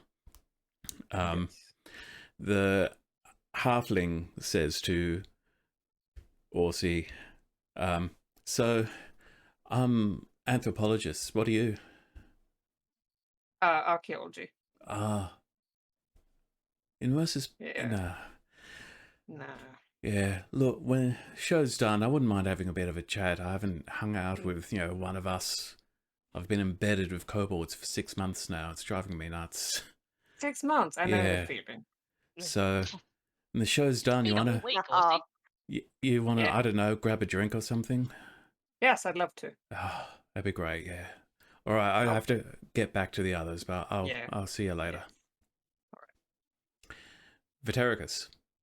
Yes. So now I will. This is the bit where I'm going to be the least, or the angriest, I guess, at the kobolds internally. But that will be fine. I'm going to recount the King in the Hole, whom we were forced to deal with. A crazed wizard fueled by dark rituals with a hunger for fresh limbs. And again, I will summon a suitably interesting-looking silent image. So this time it'll be a silent image that combines the dark monolith that he was sort of standing in front of, and I'll have a mannequin in like tattered academy robes, hunched over, chewing on a mannequin limb, basically. And the one of the kobolds will very helpfully run out and offer you up the jawbone crown. I slap him in the face with a mage hand. Ooh. Okay. No, you're No mercy. No mercy's pass. That's what we're in. And right. yeah, with that, the whole audience goes, ooh. Fine. Bugger him. And so I will recount the dark magic that sustains this cannibal king, and that, and I will spin a tale that he cannot truly die so long as that monolith remains in Mercer's Pass. And so no matter what happens, he will return there and rise to seek his vengeance. And I'll sort of wander around the crowd as I'm wrapping up this bit, and end with and it's even said that on some nights, we have multiple moons, don't we? Sorry, out of character real quick. 2 moons. Yeah, cool. On some nights when the moons are dark and sorcery lies thick in the air, the king escapes his hole in Mercer's Pass and comes seeking only the very freshest of limbs, from only the juiciest of targets. And as I'm wandering, I'm going to get within 30 feet of a window, and then I'm going to cast Mage Hand outside the window and rattle the window. Okay. In a suitably spooky fashion. Ooh, spooky. Give me... Can Glow scream at the same time? Can I help him? Can he get advantage? Burrowing owls don't scream. We looked up what they sound They like. make a pretty scary laughing Okay, sound. it's... All right, yep, okay. Creepy bird So I screech. already have advantage. Oh my because Not I'm really an acting- owl as well, so she can make whatever sound she wants. Okay, please roll for Terracus. Something good. Shit. It's only a 25. Only a 25. I rolled a 16. I rolled 2 16s, well, actually. That was... The difficulty was much higher because of how you mistreated the kobold who had only come out to offer you a prop to work with. But 25 is still enough that the audience is suitably entertained, even if you don't think they're actually convinced by all of the details of your story. But there is applause, there are cheers, coins fill up your dish. No gold being tossed out, but you do earn a total of... I will roll for this. You do earn a total of... Oh, not bad. 13 silver. Is that before or after Rain's cut? I will say that's after Rain's cut. Yep. Cool. So, yep. And I will bow deeply and graciously and, wander over to the table again. And, yep. So Rain then immediately introduces the final act, which everybody has been looking forward to. The foamy adventures of Captain Lovett Darling and his able seamen. And a cast take the stage from the green room where they've been waiting. But even as soon as they step out of the green room, there's applause and cheers. These are well-known performances, and this looks to be something that everybody comes specifically to see. Are we going to have to flag this video? Just asking. Well, it eventually becomes clear that it's sort of a weekly episodic adventure comedy. With the hero is Captain Lovett Darling, a human male, very handsome. He's got the look of Gaston from Beauty and the Beast about him. It is the perfect adventurer, portrayed as being inept and incredibly inept, but always carried by his first mate. That's first mate Salt, who's being played by a high elf female. And Captain Darling is inept, but has a wonderful charm about him, but is also completely oblivious to any of the sexual innuendo that is constantly bounced about. It's a bit. It's sort of like a carry-on film at times. And they're like these. There's some other supporting actors who also help out. There's a gnome and a Goliath who, at the start of the show, are playing other crewmen. And all through this, there's Vitericus. You immediately spot a spellcaster near the stage who's doing the stage magic, and it's a spell that you've not heard of and you've never seen before. So the entire of the stage is being filled with various effects, highly stylized renditions of the deck of a ship, of the waves of the ocean, of explosions, and they all look like they're being painted in the air, like strokes of brush strokes, like oil paint through the air. So it's nothing that could possibly fool anyone into thinking it's real, but as a visual aid, it is very exciting. Let's see. So the story involves the previous week, the Captain Lovett Darling's ship has been ship was sunk by I think I worked out by the dreaded Kraken of the Wandering Isles, and we are now on our way to steal a new one from pirates, because it is okay to steal from pirates. And everybody joins in with it's okay to steal with pirates. It's they have their catchphrases and their recurring gags. And so they're stealing a ship from the pirate port of Haven, right under the nose of pirate Queen Aneth herself, who, if you've probably actually heard of. Pirate Queen Aneth is a real person and a threat on the seas of the Wandering Isles. As the story goes on, it turns out that the ship is called the Blue Wave, which belongs to the Sapphire Wisp, the long-term rival / love interest of Captain Darling. So, of course, hijinks ensue. But as they are planning as they're all getting ready to sneak onto the ship at night, they call for audience participation. They ask a member of the audience to volunteer. Do any of you raise your hand? Dagmar wants to, but she's not gonna.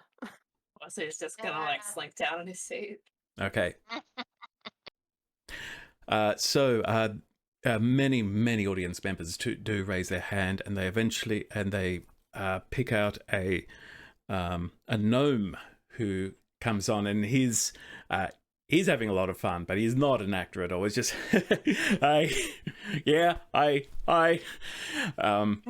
and he is brought up to play the part of this week's embodiment of the god of Gamdanan, as Captain Darling prays to Gamdanan for assistance. Comes down, takes on a new human form, and answers all of their questions about what kind of defenses the ship has. And this then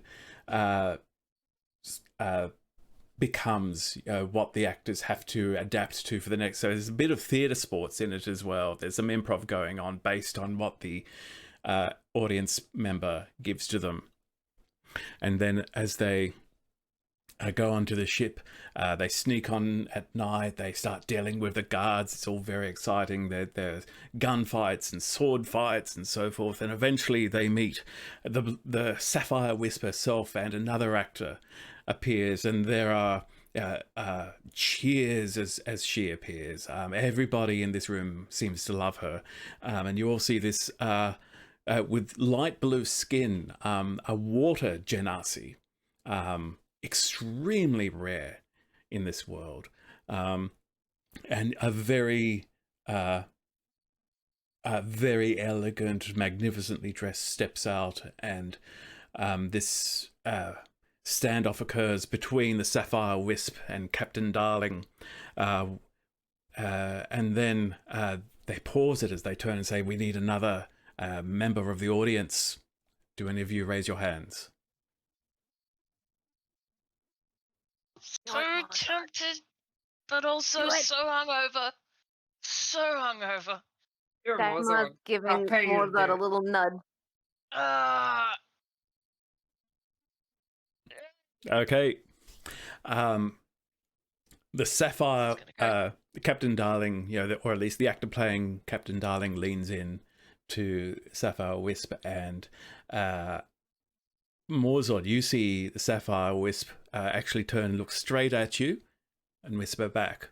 And Captain Darling, signals for you to come onto stage. And, down, pants up. And, all right. And Also so, set it up. as you walk on stage, Magpie's gonna wolf whistle as he goes. the Sapphire Wisp then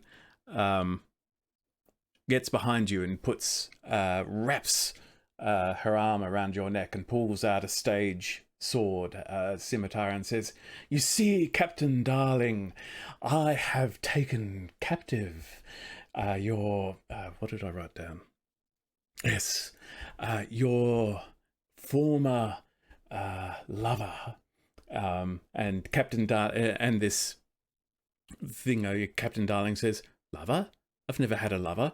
And this little thing, a bit of banter between them at that point, and eventually it turns to them both turning towards you and saying, the Sapphire says to Morzod, "Oh, so if you're not Captain Darling's lover, what are you to this man?" I'm not your lover. Don't you remember me? And Captain immediately says, "Oh, yes, you are in my room, but all I remember is a lot of healthy discussion about massages." Yeah, we had a lovely talk about hand massages. Yes, will you massage someone with your hands? Yes, and you were talking about what a great job I did. You were doing a fantastic job. It was a great day for a job. And this goes on for a bit, and the audience is just in hysterics by the end of it.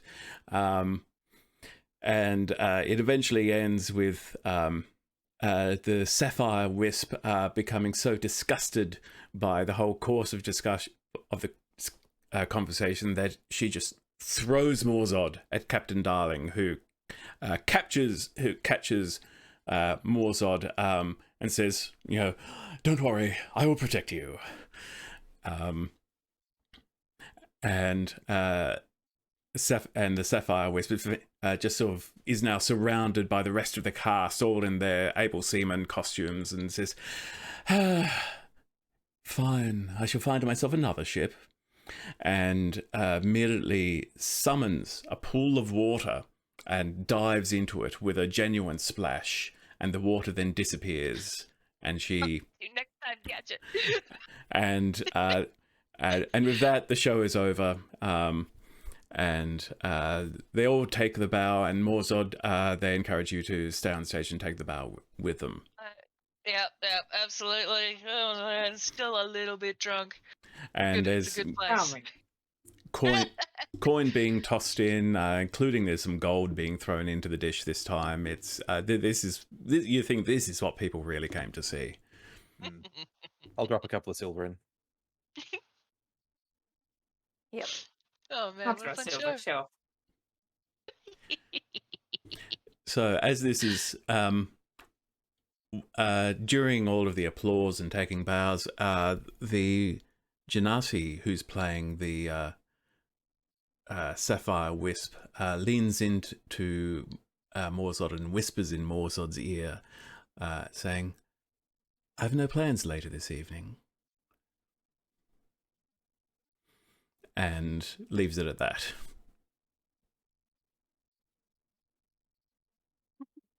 Okay. All right.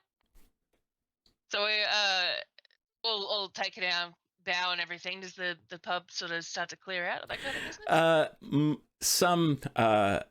About half of the crowd are now sort of getting up and are leaving, but the other half, they've had a great night. They're just going to hang around and wind down for a little while.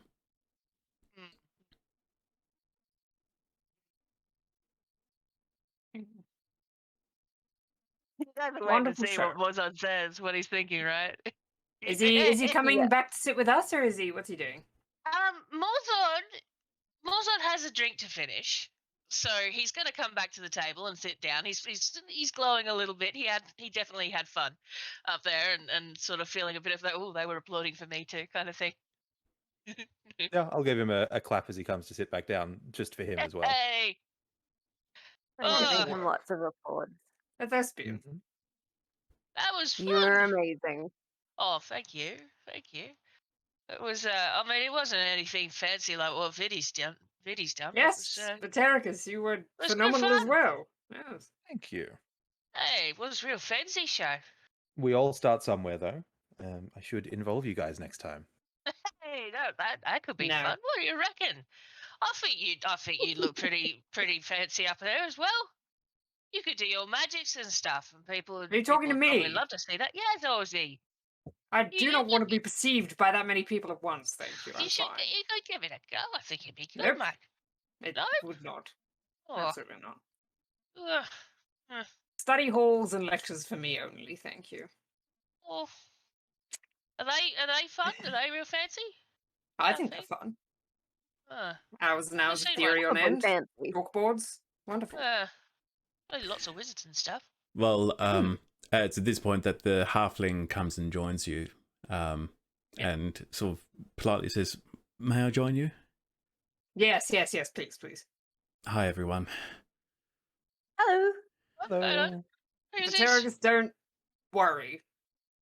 She's part of a society. What was your name again? I'm Idi. It's short for Idani. Oh, it's real pretty. A society or the society? The society. Yes, I'm an anthropologist. I've been, well, it's complicated. I was originally, this started as a postgrad course at the Coruscant Academy, where I'm also a magic user, you see. So I was studying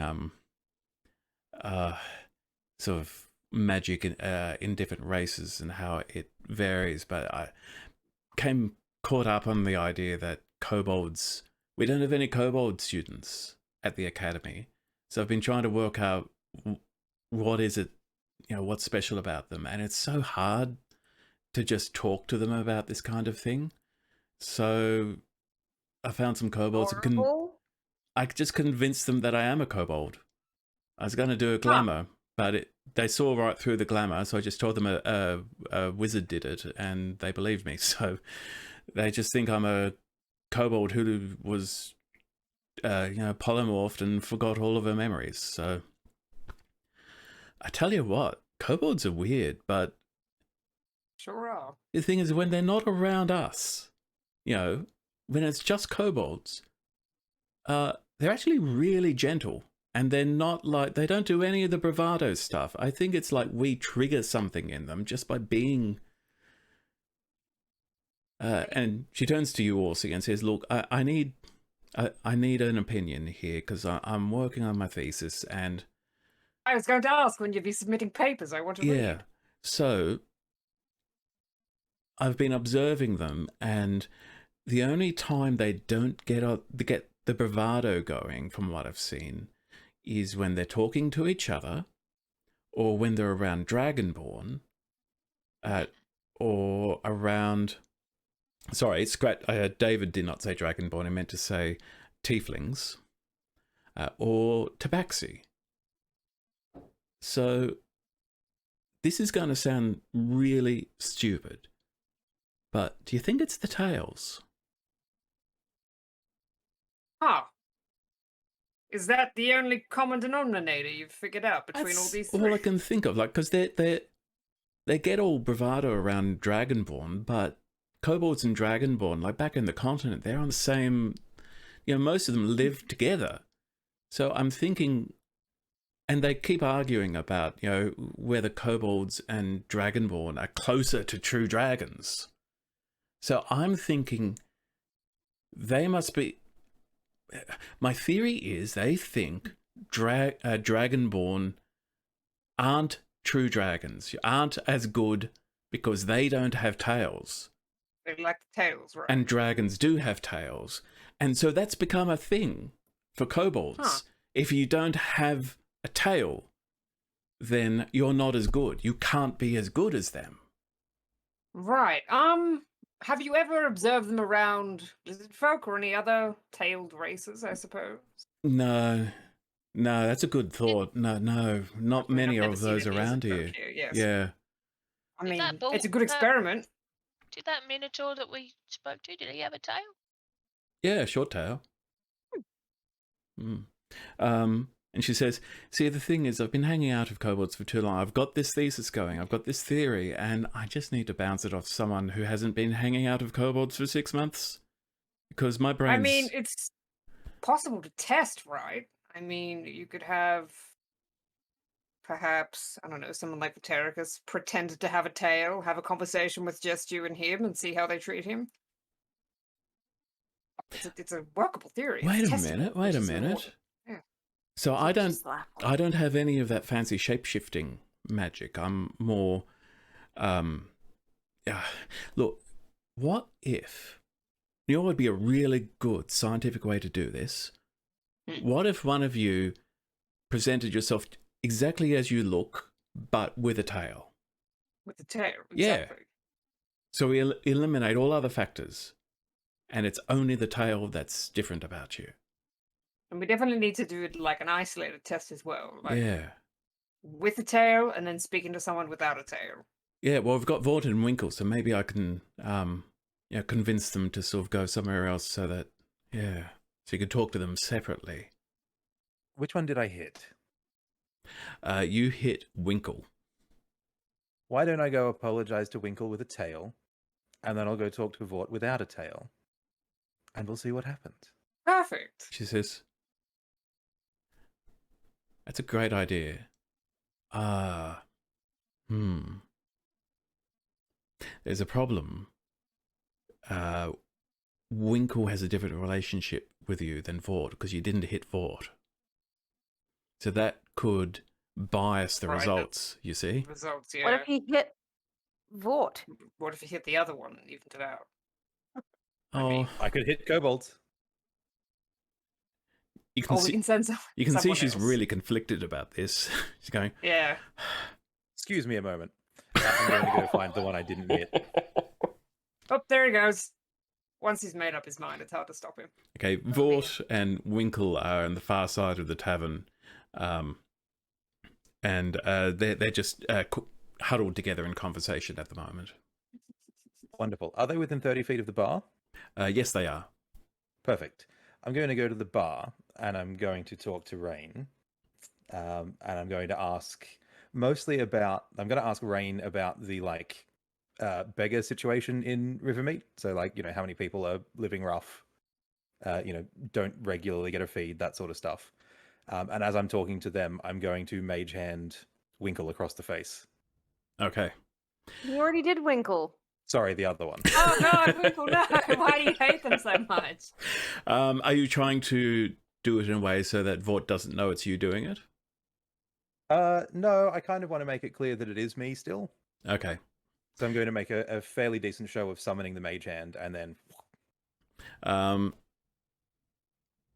So, first of all, Rain explains that, there are some unlucky folk around town. Normally, the Old Gods Temple will take them in if they need it, but that's not always possible. Wonderful. Well, in that case, then, I will give her, let's say, 5 of the silver that I made tonight, and put that towards feeding people who otherwise wouldn't get a meal. Oh, yo, paying it forward. And she says, oh, that's very kind of you. You could give this to the temple, but do you not trust them? Not that I don't trust them, but I trust you to look after them practically for now. Ah. Well, I shall do my best to see that your trust is not misplaced. Wonderful, thank you. Doesn't have to be anything fancy, doesn't have to be, top shelf food, just a bowl of soup and some bread and, something to warm them up overnight. Oh, we normally have leftovers after a day like this anyway, so it's easy to do. Wonderful. Well, thank you very much. And I will bow to Rain and wander back. And Betty's such a good guy. And then I will say, great, While I've hit the other one. slapping the small lizard. Now, separate Good them. work. And then we'll do the apologies with tail, without tail. Scientific method. Yes, let's do this. Or he's like deep in books. Edie says, okay, yep, easy enough to do. Do I need to slap you now? Oh, yeah, that would probably, oh, yeah. Right, yeah, make him across the okay. face. Ah! Yeah, it stings. Oh, what's their hand look like today? Oh, yeah, I've summoned three mage hands in sight. So one of them was like a tiny desiccated, you hope it was gnome, otherwise it was a small child's hand. The other one was it looked like a kobold hand, but like withered and what have you. And then the other one is a human hand that has like grave dirt under the nails and is like really, really dirty and looks like it's clawed out of a graveyard somewhere. Rough. That's the one I hit Edie with. Put it on a t-shirt. You hope it was gnome. Yeah, so Dorsey's book. Edie just goes, oh, it's for science. Okay. Right. And Do I need a tail to apologize to you? And she says, no, yeah. Apologies. Don't overdo it. She wanders over, has a brief conversation and with them, and she takes one of them up onto the gantry nearby, and the other stays near the bar. Yeah, so Winkle is currently at the bar on their own. Wonderful. In that Right, case, then, tail. yes, I will silent image myself a tail. Can you describe the tail, please? It is covered in the same material as my pants. Okay. Also, Cool. Terracus, before you go, you need to say sort of the same thing to both of them to the best of your ability. Yes. We want to limit variables. It's yes. Yes, thank you. Excellent. Wonderful. So it's basically covered in. So basically, my pants have expanded to house a tail.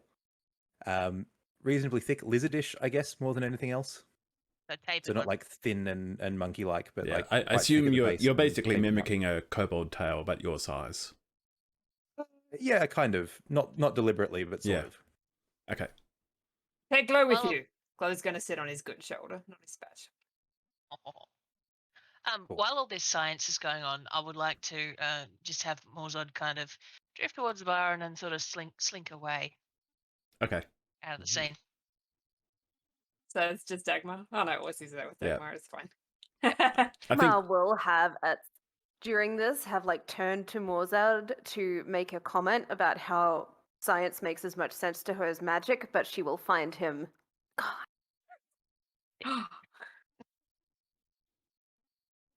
She will not comment on it. Just be like, oh.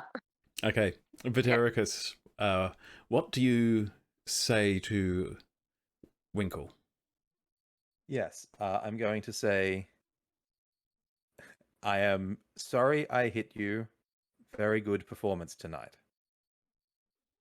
And Winkle looks at you, and do you make the tail obvious? Do you have it sort of waving about behind you? Yeah, it's sort of swinging rhythmically Okay, behind so me as I'm he's not going to need to, deliberately poke around to look for it. Okay. Winkle says, yeah. Oh, it's okay, but why do it?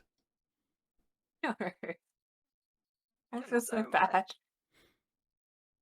Little guys. Because you are a so much better actor than me, and I got jealous. Oh, I understand. He's good. You're good too. Oh, thank you. Can I buy you a drink? Oh, yeah. Run more. Yeah. Wonderful. And I'll tell Rain one more of whatever this guy's having. And he says, And slide an amount over the table. Hopefully it's not too much. it's not a lot of coin. It is a full pint, which is a lot for a kobold. It but, comes yeah. in pints. Perfect. I will leave him with that then, and give him a thumbs up, and then head upstairs. You get an enthusiastic, opposable claw up. Perfect. Once he's turned back to his drink, and I'm reasonably convinced that that's the only thing on his mind for the foreseeable next 24 hours, or recovering from it, I guess, I will dismiss Silent Image and walk up to the other one. Cool. Edie sees you approaching, has a quick word of Vort, and then goes down to talk to Winkle. Wonderful. Exactly the same thing. I am sorry I hit you. Good performance today. Vort says, "Stupid, Herman! You're stupid! Why hit?" Same response, because you're so much better an actor than I, and I got jealous. Of course you did! Because you're stupid, human! Go away! My fists are balled. Well, again, I guess I'm still white-knuckling my swagger stick. Can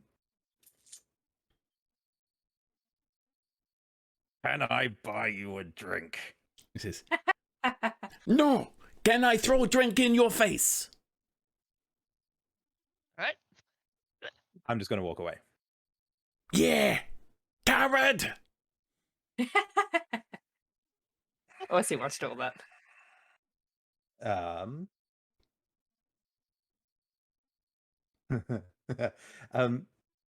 Which one was that? That was Vort. Vort. Is Vort wearing anything metal? Oh no. No! Yes. An arm bracelet. Perfect. Ptericus has got a thing. Yeah, there's a He's got cross a streak. thing. The Ptericus Glow's grips gonna- his swagger Glow's stick gonna- tightly and walks off. Oh, Glow was gonna peck him on the ear if he did anything anyway. Yeah, but Glow has probably clocked that I clocked the bracelet. Deary me. Yes, and some of my hand movements resemble what happens when I cast heat metal. She's so, just moving like down right towards in the his daggers, face, but like yes, her eye next to his eye. In the end, I quietly mutter, "It's for science," and I walk off. Back downstairs. Edie joins you, and as Vort goes back down to talk to Winkle, and Edie says, "So I heard some of that. Sounds like there was a different response." Your theory has merit. Very Excellent. small sample size, but from what we've just seen, Yeah. Well, this is fantastic. This is, you see, now I can start doing. I don't need to be embedded anymore. I'm gonna have to work out a way to say, I think I'm just gonna have to disappear. If they find out I'm not really a kobold, it'll break their hearts. So, just not a word of this. I've gonna travel with them for another day or two, and I'll figure something out. But I can finally get back to work. where will we What be if heading I- back to? Providence? Oh, what was that for Ptericus? Please go on. No. Go ahead. Carry on. Yeah, Providence. Yeah, that's where I'm from. We're headed back there ourselves, yes. Oh, good. I might see you there then. I'd love to Wonderful. read your thesis when it's finished. Yeah. What if I killed you tonight? Please, Okay. please tell Actually, me of you're being course. performative.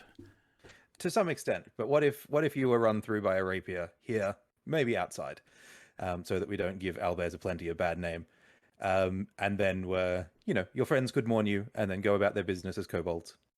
I think they'd. Try to fight you? I think they'd swear vengeance, like a blood Oh, feud. Ptericus, I don't want that, please. They're just kobolds. How bad could they possibly be? I don't I don't kill want to them. fight a kobold. You see at that point her face sours considerably, and says, I'm so sorry. "Look, they're still people, even if they, even if they're wired a bit differently. They're still people. Don't go and just dismiss them like that." Fine. We'll do it your way. Am I right? Disappear after a couple of days. You'll be right. Yeah. Look, thanks for your help. Okay. No, anytime. This is wonderful.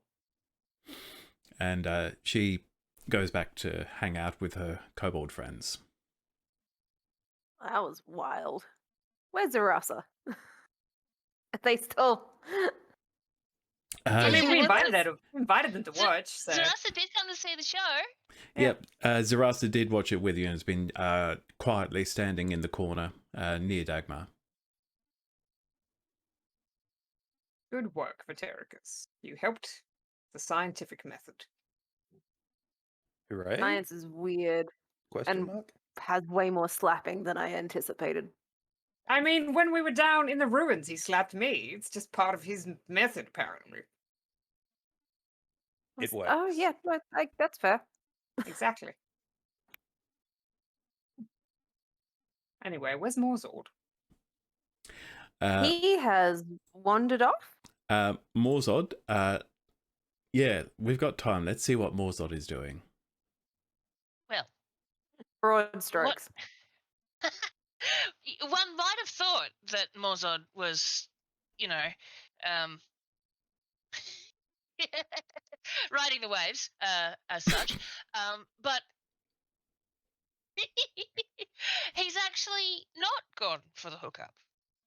That's not where he went. Morzod has instead sort of slunk his way out of the Albeza Plenty, and he's actually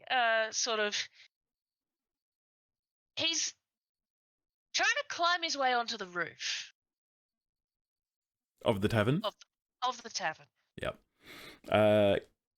Give me an athletics check, please. Right, with my somewhat hungover exhaustion. Let's see. Where's my die? Sorry, what check? Athletics, please. Athletics. All right. What is that? Oh, rip. That's a 7. Ooh. So, Nope.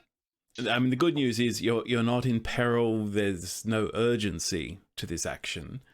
Yeah. But Actually, yeah, can we do the take 10 or whatever it is to do it slow and careful? it's a 7 basically means you get it done, but a small crowd forms on the street watching you climb the building. And after a bit, Rain, the tabaxi, sort of pokes her head out the window and says, Are you okay up there? Do you need help? Oh, no, I was just wanting to get a good view of the big rock. All right. Don't fall. Don't fall. I'll try my best. I'm not insured for the stupidity of others. I'll be all right. It's okay. Just say, whoa, yeah, I'm fine. So Morzod does eventually make it way onto the roof. You get a round of applause from the street. Probably recognize it from the stage as well. I think there's a whole performance. You look around. You can. It's an overcast night. In fact, there's just a slightest hint of light drizzle in the air. It seems that a bit of rain is on its way. It came in while you were enjoying the show, and you can just make out the massive silhouette of the monolithic standing stones that tower over Rivermeet, and you can see the town stretched out with little lamp lights in windows. It's quite a beautiful sight. Apart from the light drizzle, I mean, we're coming into the summery weather, so is it kind of pleasant, all right? Otherwise, yeah, it's not too cold. It's I would say it's probably about 15 degrees Celsius at the moment. It'll get cooler overnight, but at the moment it's quite a comfortable evening. Cool, but not like pretty or anything. That's nice. All right. Yeah, well, look, Morzod props himself, has a seat, and just sort of gazes for a bit. Also probably sort of waiting for the crowd below to sort of disperse. Because obviously, when one climbs upon a roof, one is after some measure of privacy. The crowd does disperse eventually. Yeah. Eventually, and Morzod's got all the time in the world to wait as well. And once everyone's sort of gone away and he feels like he's suitably solitary and he's been sitting up there for a while, he he's got his pack and all that kind of thing. So he pulls out. He's got his mug, and he's also got a second one, which obviously he's got extra ones for any time that he needs to feed someone some booze, and he sets them both down, and then gets the wineskin that he filled up down in the ruins, and he pours himself a mug of wine, and then he also fills the other one, which is sitting to the side of him there. So you got the two mugs, and then Morzod sitting on one side, and then just bare roof all around the rest. And he puts the wineskin away, although they were both pretty generous mugs, so there's probably not much left in the wineskin. And then he sits, and then he lifts his mug up, and he takes a sip, and he's just sort of waiting. There's a moment, then you hear a voice say, "Oh, dude, that's what I've been waiting for. I'll be right there."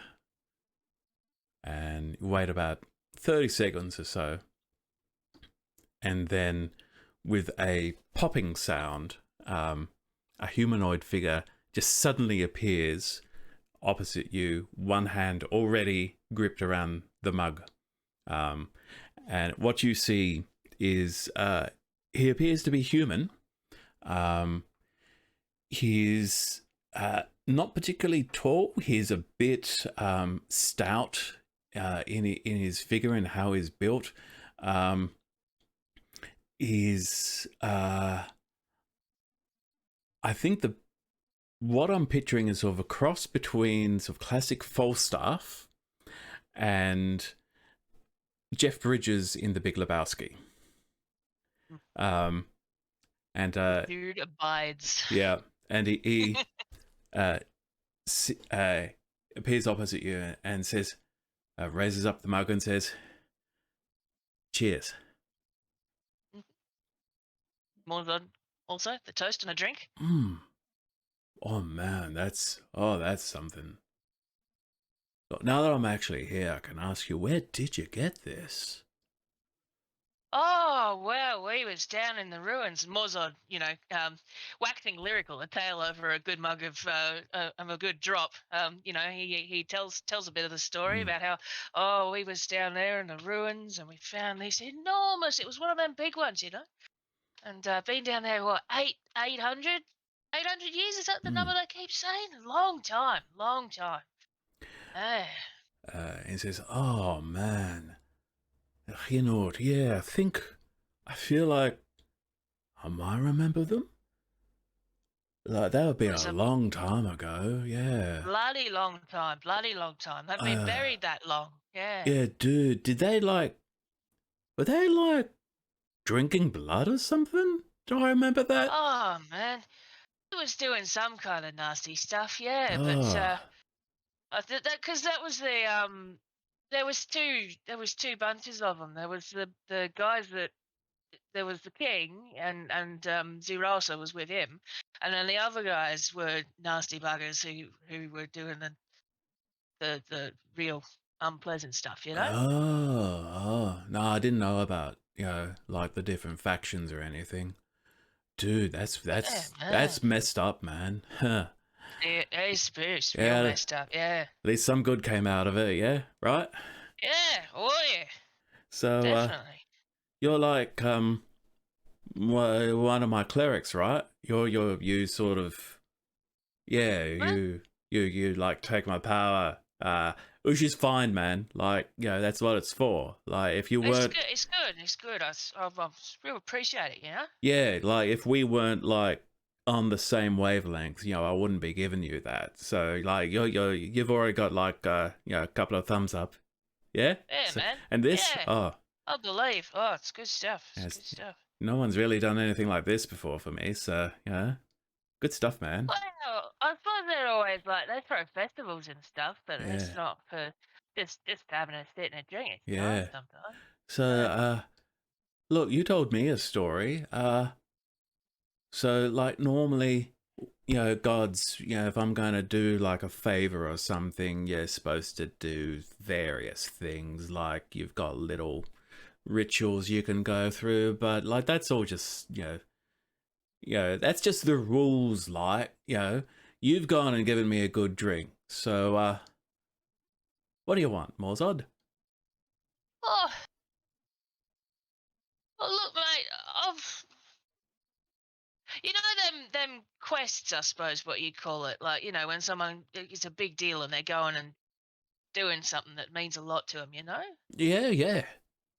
Yeah. Well, I've been thinking.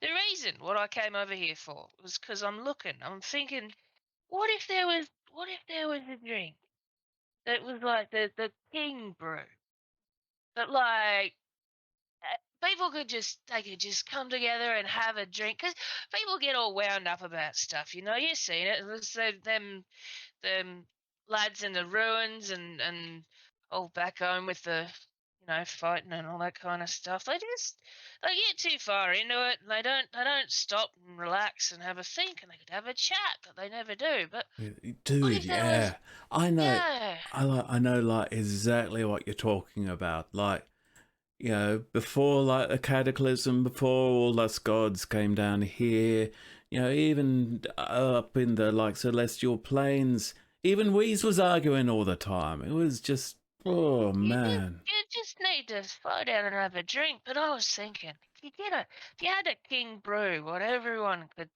just stop and have a drink, and with each other and all that kind of stuff. Yeah, Just I feel like so it'd be good. a drink that like makes everyone peaceful, like. Well, I mean, it don't have to be peace. You can still dislike a fellow, but just keep it civil, Oh yeah, man. Yeah. Oh, that's a Still, great idea. still all right to have a fight, but when you get into real messed up stuff, you need to stop and have a drink. Yeah, so you're like looking for ideas, like, man? Well, I don't know if I could make it or find it. I'm still sort of trying to figure that out. I thought maybe I could make it, but then Aussie says that you only get smart from books or being born that way, and obviously one of them I don't have, but I don't know, because he Oh, doesn't sound like there's. oh, I asked him about the dude, books, but I don't know. you don't need no stupid books. Like, Uh, books is for like, stuffy, you know, can't do stuff on their own, so they have to like, steal ideas from everyone else. That's all books well, are, no. it's like ideas that people have stolen. Yeah. And this I mean, if they've got their books, they can do whatever. I'm not very good at books, You Yeah, should have seen yeah. Aussie when I said that I wasn't real good at writing. I was just gonna fall out his head. Oh, Orsi is like that stuck-up elf that wanders around with you, right? Yeah, he's our wizard. Yeah, no, he's all right. He's all right. Yeah, well, he's helped you out, so like, he's in my good books. Yeah, but he's all right. Born magic in the blood, like that's cheating. That is, not everybody gets that. But yeah, you know what you've got? Okay. You got me. Yeah. And I'm a god. Like I'm not quite what I was. Like I got this stupid body I'm stuck in. He's all right. Look, you know what? Look, I probably shouldn't tell you this, but you know what? I'm fucking mortal now. Like, I don't know how long these bodies last. Like, it's going to last a lot longer than like you lot, but it's things keep going wrong with it. That's rough. Yeah, it's stupid. Like, when I was, proper all me, before I splintered in these three stupid, like I could drink all night and feel great the next. I never knew what a hangover was until 50 years ago. Whoa, Yeah. man, that wasn't fun, eh? And like this alcohol. You know what the secret is? You gotta eat fish. Fish is good for you. Fish? Fish, yeah. I'll remember that. Nice for you. But I tell you what, this alcohol is like doing stuff to my brain. Like I keep forgetting things. It's weird. Yeah, you wake up some mornings, you don't know what you done last night. You got some lady shrieking at you. Who are you? Yeah, dude, I got so much more respect for you lot than I had before I came down here. So, like, kudos. But so the thing is, you got me. I'm not what I was, but I am, and I am brewing fuck a lot. Okay, so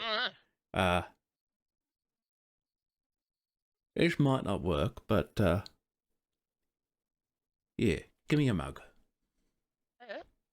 Well, God, passes across his mug, which it doesn't have much wine left in it, but a little bit left. And it says, all right, this is gonna look a bit weird. That's like, don't worry about it. And he reaches into his pocket and just takes out a fairly ordinary sort of dinner knife, the kind you'd normally, most people would have on their person most of the time. And he just cuts a little in his own wrist and squeezes some blood into the mug. And you go, oh, dude. These stupid bodies. Yeah, that stings. Right. Oh, man. But yeah, hands you the mug back. Says, see what you think of that. You're right, that's weird, but why not? So Mozart quaffs and drinks the rest of the wine, and they got blood. So Mozart, you immediately feel a sense of calm and elation, and any lingering fear, any lingering anxiety that Mozart might have had. I don't think Mozart generally has a lot of that, but even the remotest hint of it has just been washed away by this drink. He probably actually had some anxiety about dags being recognised. But so you are now a little bit wound up about that. But 100. You are now 100%. She'll be right. Yeah, it's no problem. And you gain an inspiration point. Oh, nice. Another inspiration point. And so Bruinluck says, yeah, did it work? Like, I know that's a bit messed up what I just did, but it's like, is power in blood? I think it's Yeah, no, it feels I'm sort of feels all right. Yeah. I mean, obviously that's not going to work for a king's brew because you only got so much in there. That's no. Yeah, I know some sorcerers sort of pull that trick to make sort of magic drinks, but I'm like a god, so it's not the same thing. Yeah, not quite, eh? So but look, you got a bit of me. You got a bit of me in you now. So yeah, that's. You ever have a little bit of brewing luck in you? You want some? Hey. The rest of you can actually now hear this laughter echoing across Rivermead above you. And Bruinluck says, so, oh, look, so I'm always going to be, with you. Like I was always with you before, but I'm like really always with you now because there's like a bit of me in you. But I'm going to be sort of keeping an ear out or, keeping a snifter for anything that might interest you, anything that might help you on your quest. So I'm with you, mate. Mozart sort of, while still sort of a little hazy and a little sozzled, is very serious. He says it means a lot to me, man. I really appreciate that. Yeah. Sort of like you're my best mate kind of moment.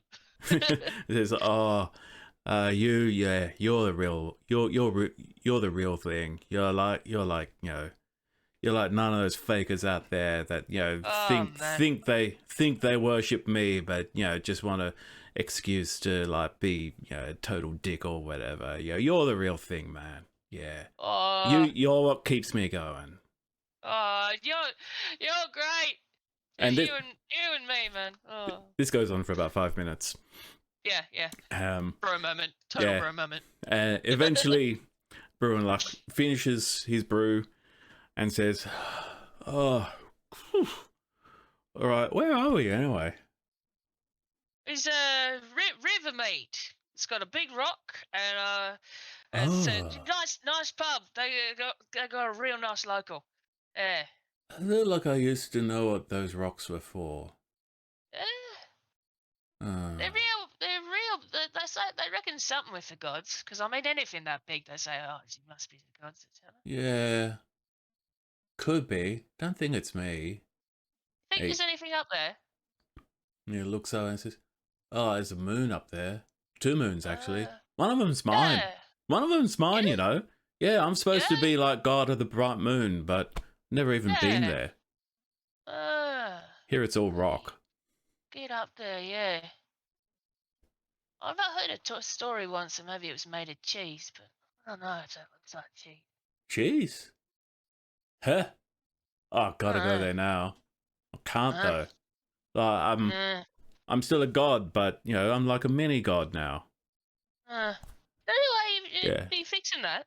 No offense to your mini friend. You know, she's great and everything. Oh, she's great. She's not a god though. She just shoot real nice. Yeah. All right. Well, I'm going to take a nap. But drink some water before you go to bed. Nah. Nah, I'm not really a water type of guy, you know? Oh, that's fair. Yeah. That's fair. Another one ale, that's also good. Oh, one last... And he passes out. Yep. Morzod, do you stay up there? For a while. Cool. It's just sort of rock gazing, The rain... ruminating. The slight drizzle does turn to rain after an hour or so. Yeah, alright. I'm gonna find a downpipe and slither my way down. What do I roll to, not break my neck? I'll make it another athletics check. You leave Bruin Luck snoring loudly in the rain. He doesn't seem to be bothered by it at all. Yeah, no, he'll be fine. Alright, athletics. Let's see how I go. I'm probably gonna roll a natty one to die. No, that's a 13. Yep, you get fine. You get down fine. It's not particularly graceful, but you don't find yourself stuck halfway down. Don't die. All right, cool. Yeah. Groovy. Well, Morzod will just sort of blink in and make for the rooms that they had paid for earlier. He's going to bed. I honestly don't remember. You did book accommodation for the evening, didn't you? We did. Look, We did, right? Yeah. If it wasn't officially noted, that was certainly my intention Yeah, when we were buying the first round. Because I think that's why you came to the tavern originally for accommodation. Yeah. You may have got distracted by dinner theatre. No. Get turned into birds, yeah. The pattern so far is that every time we go into an inn, Morzod buys a drink, they get the rooms, and then the shenanigans happen. We're consistent, if not nothing. Gotta have somewhere to pass out. And you take your shoes off before you go to sleep, because that means you've gone to bed. If you still have your shoes on, you've passed out, and people are allowed to draw stuff on your face. You gotta take your shoes off. This is a strange world that the DM knows nothing about. The world It's according important. to Morzod. It's Yeah, important, this is okay? Morzod's world. We're just living in It's it. just one of those things. You gotta take your shoes off. Do we clock Morzod coming in? Yes, I've just got a question. After the crowd disperses, you see that the performers who performed the adventures of Captain Lovett Darling sort of hang around for a bit. The Sapphire retreats to a room upstairs. Seems to be hoping somebody might follow. But the others are just sort of hanging around chatting. They seem to be much... you can tell from across the room that their personalities is very different from the characters they portray. They seem to be just really friendly folk. So do any of you choose to interact with them? Well, yeah, I'll go talk shop. Okay. Is there anything you want to bring up with them? Nothing specific, just talking, well done tonight, talk a bit of stagecraft. Cool. Maybe chat to the wizard. Yeah. You learn that his name is Nirek, and he's a bit shy. He's the only one of them who isn't very much a classic, hello, I'm an actor, let me tell you all about me. And Nirek sort of says, yes, it's magic. I've made this spell myself. How very interesting. Did you have like a base spell you're working from, or?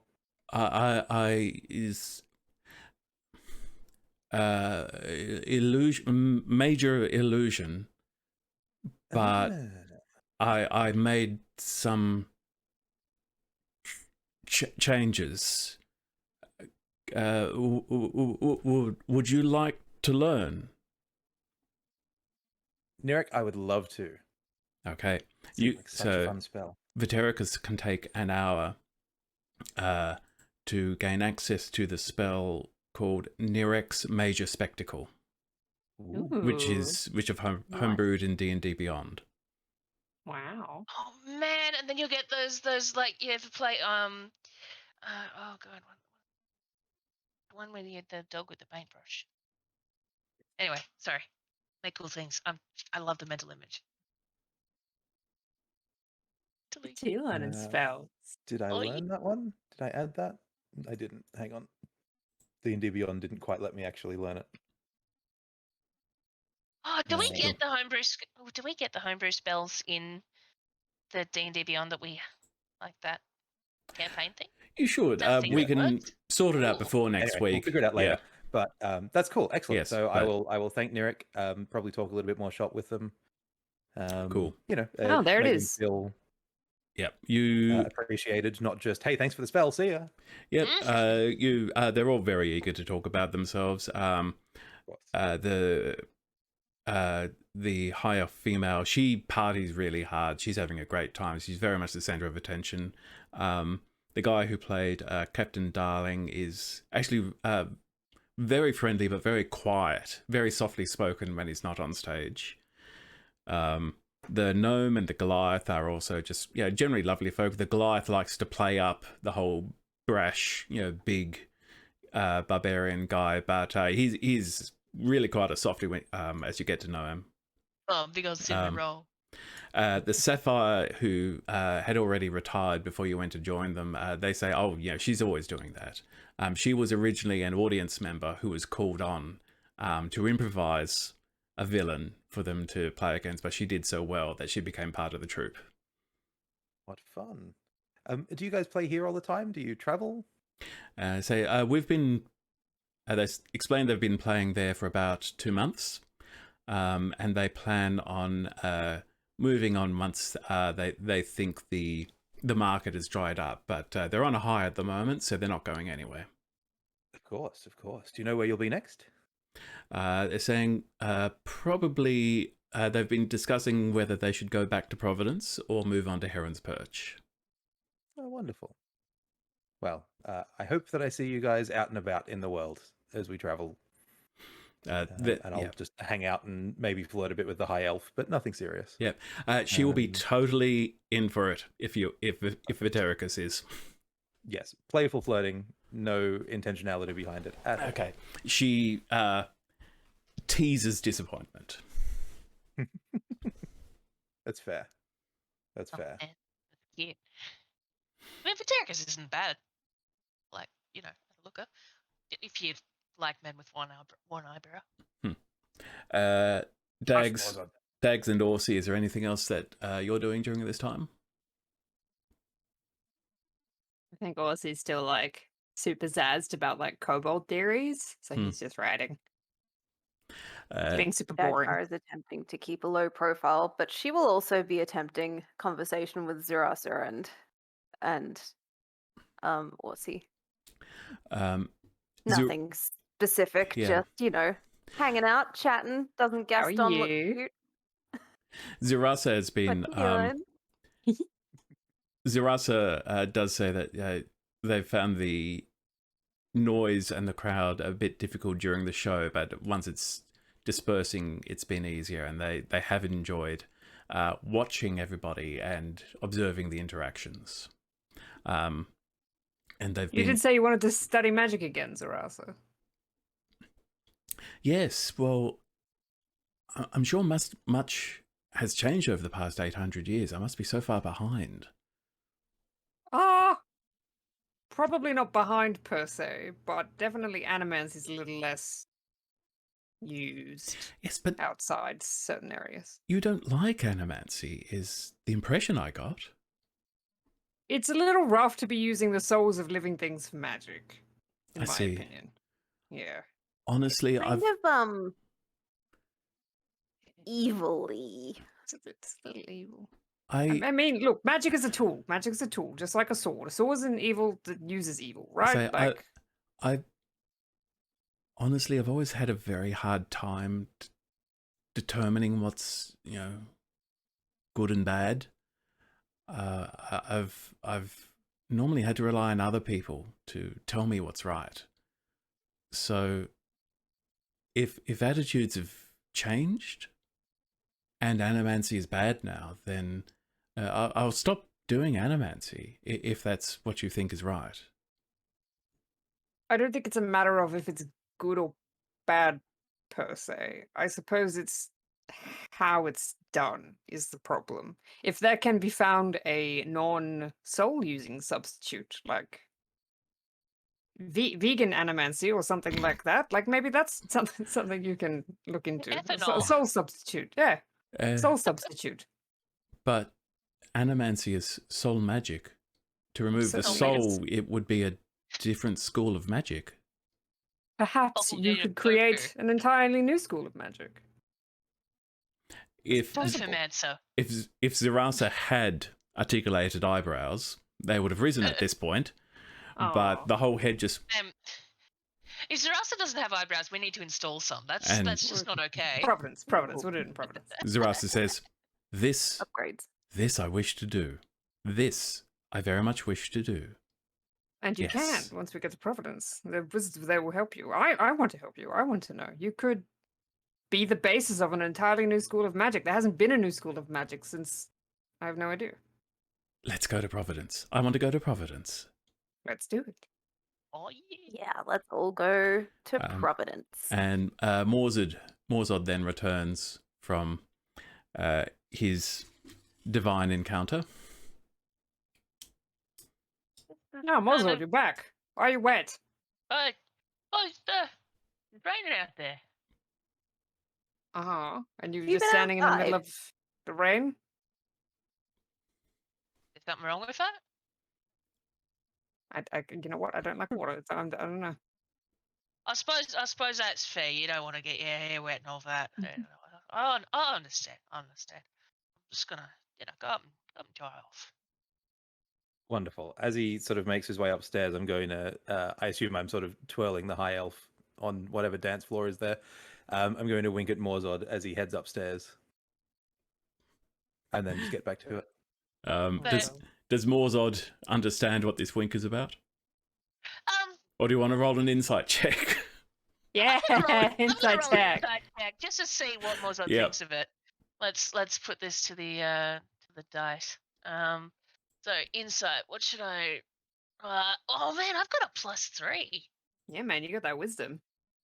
Boy. Yeah, he's like. But I rolled a 7 why? anyway. So Cool. Morzod has no idea what that wink was about. He probably didn't even register that he may have been been invited. It's just no. He was obviously thinking about other things. So he goes up, dries off, and goes to bed. Okay. Vatericus, you notice that as Morzod goes into his room, the high elf that you've been dancing with notices that, and then excuses herself and heads up to the Sapphire's room. I'll give her a wink. She winks back. Perfect. Anything else before you all head to bed for the evening? Okay. So you all retire. Oh, wait, can I check if there are any posters of wanted posters in the inn? Not in the so tavern. far? Not in the tavern. Okay. It's all owlbears. I should have done that ages ago. Is there Owlbears like all the way down? is there like that kitten poster where it's like hang in there, baby, but it's like a baby owlbear? Oh, Sure. God. Hang in there, There hang is. in there, Is baby. this like you go to your great aunt's place and you realize that every single thing in the house has cow print on it? Is it It's like that? crocheted. But no, like everything is specifically cows. Like the tea cozies are cows, and the milk jug is a cow, and just like, is it like that? But owlbears? Teapot cow. I mean, Yeah. owlbear. Yeah, owlbear, and then like the clock is an owlbear with its eyes that are going like this. In the middle of the night, about 2 or 3 in the morning, Orsi, you suddenly wake as a voice, a familiar voice, a voice you've not heard for some time. It's a dwarf called Bracken Tordenvar comes into your head using gosh. the sending spell, and you receive a message that says, "Hey kid, finally met young Cass. Lovely fella. Asked me to message you. He's been offered work in Aaron's Perch. Might go. Your thoughts?" Oh my gosh, And- Bracken. How many? What? 25 words? Oh my gosh, Bracken! It's so good to hear from you. That's amazing. You finally met him. How long have you known each other? Like so long. You've never really. And it just cuts off. That's it. He's so excited. And that's all you hear. And you remember why in the middle of the night? Oh, it's the middle of the day on the other side of the world. Oh, yeah. He probably Oh, man, he you just probably got- he probably forgot that about time zones. Yeah. International call. Oh my god, no. I forgot. And gonna, with that, wheel. we're Yeah. going to finish there for tonight. Thank you, everyone. We will be back next week as our party heads their way back to Providence. So we'll see you next week. Bye.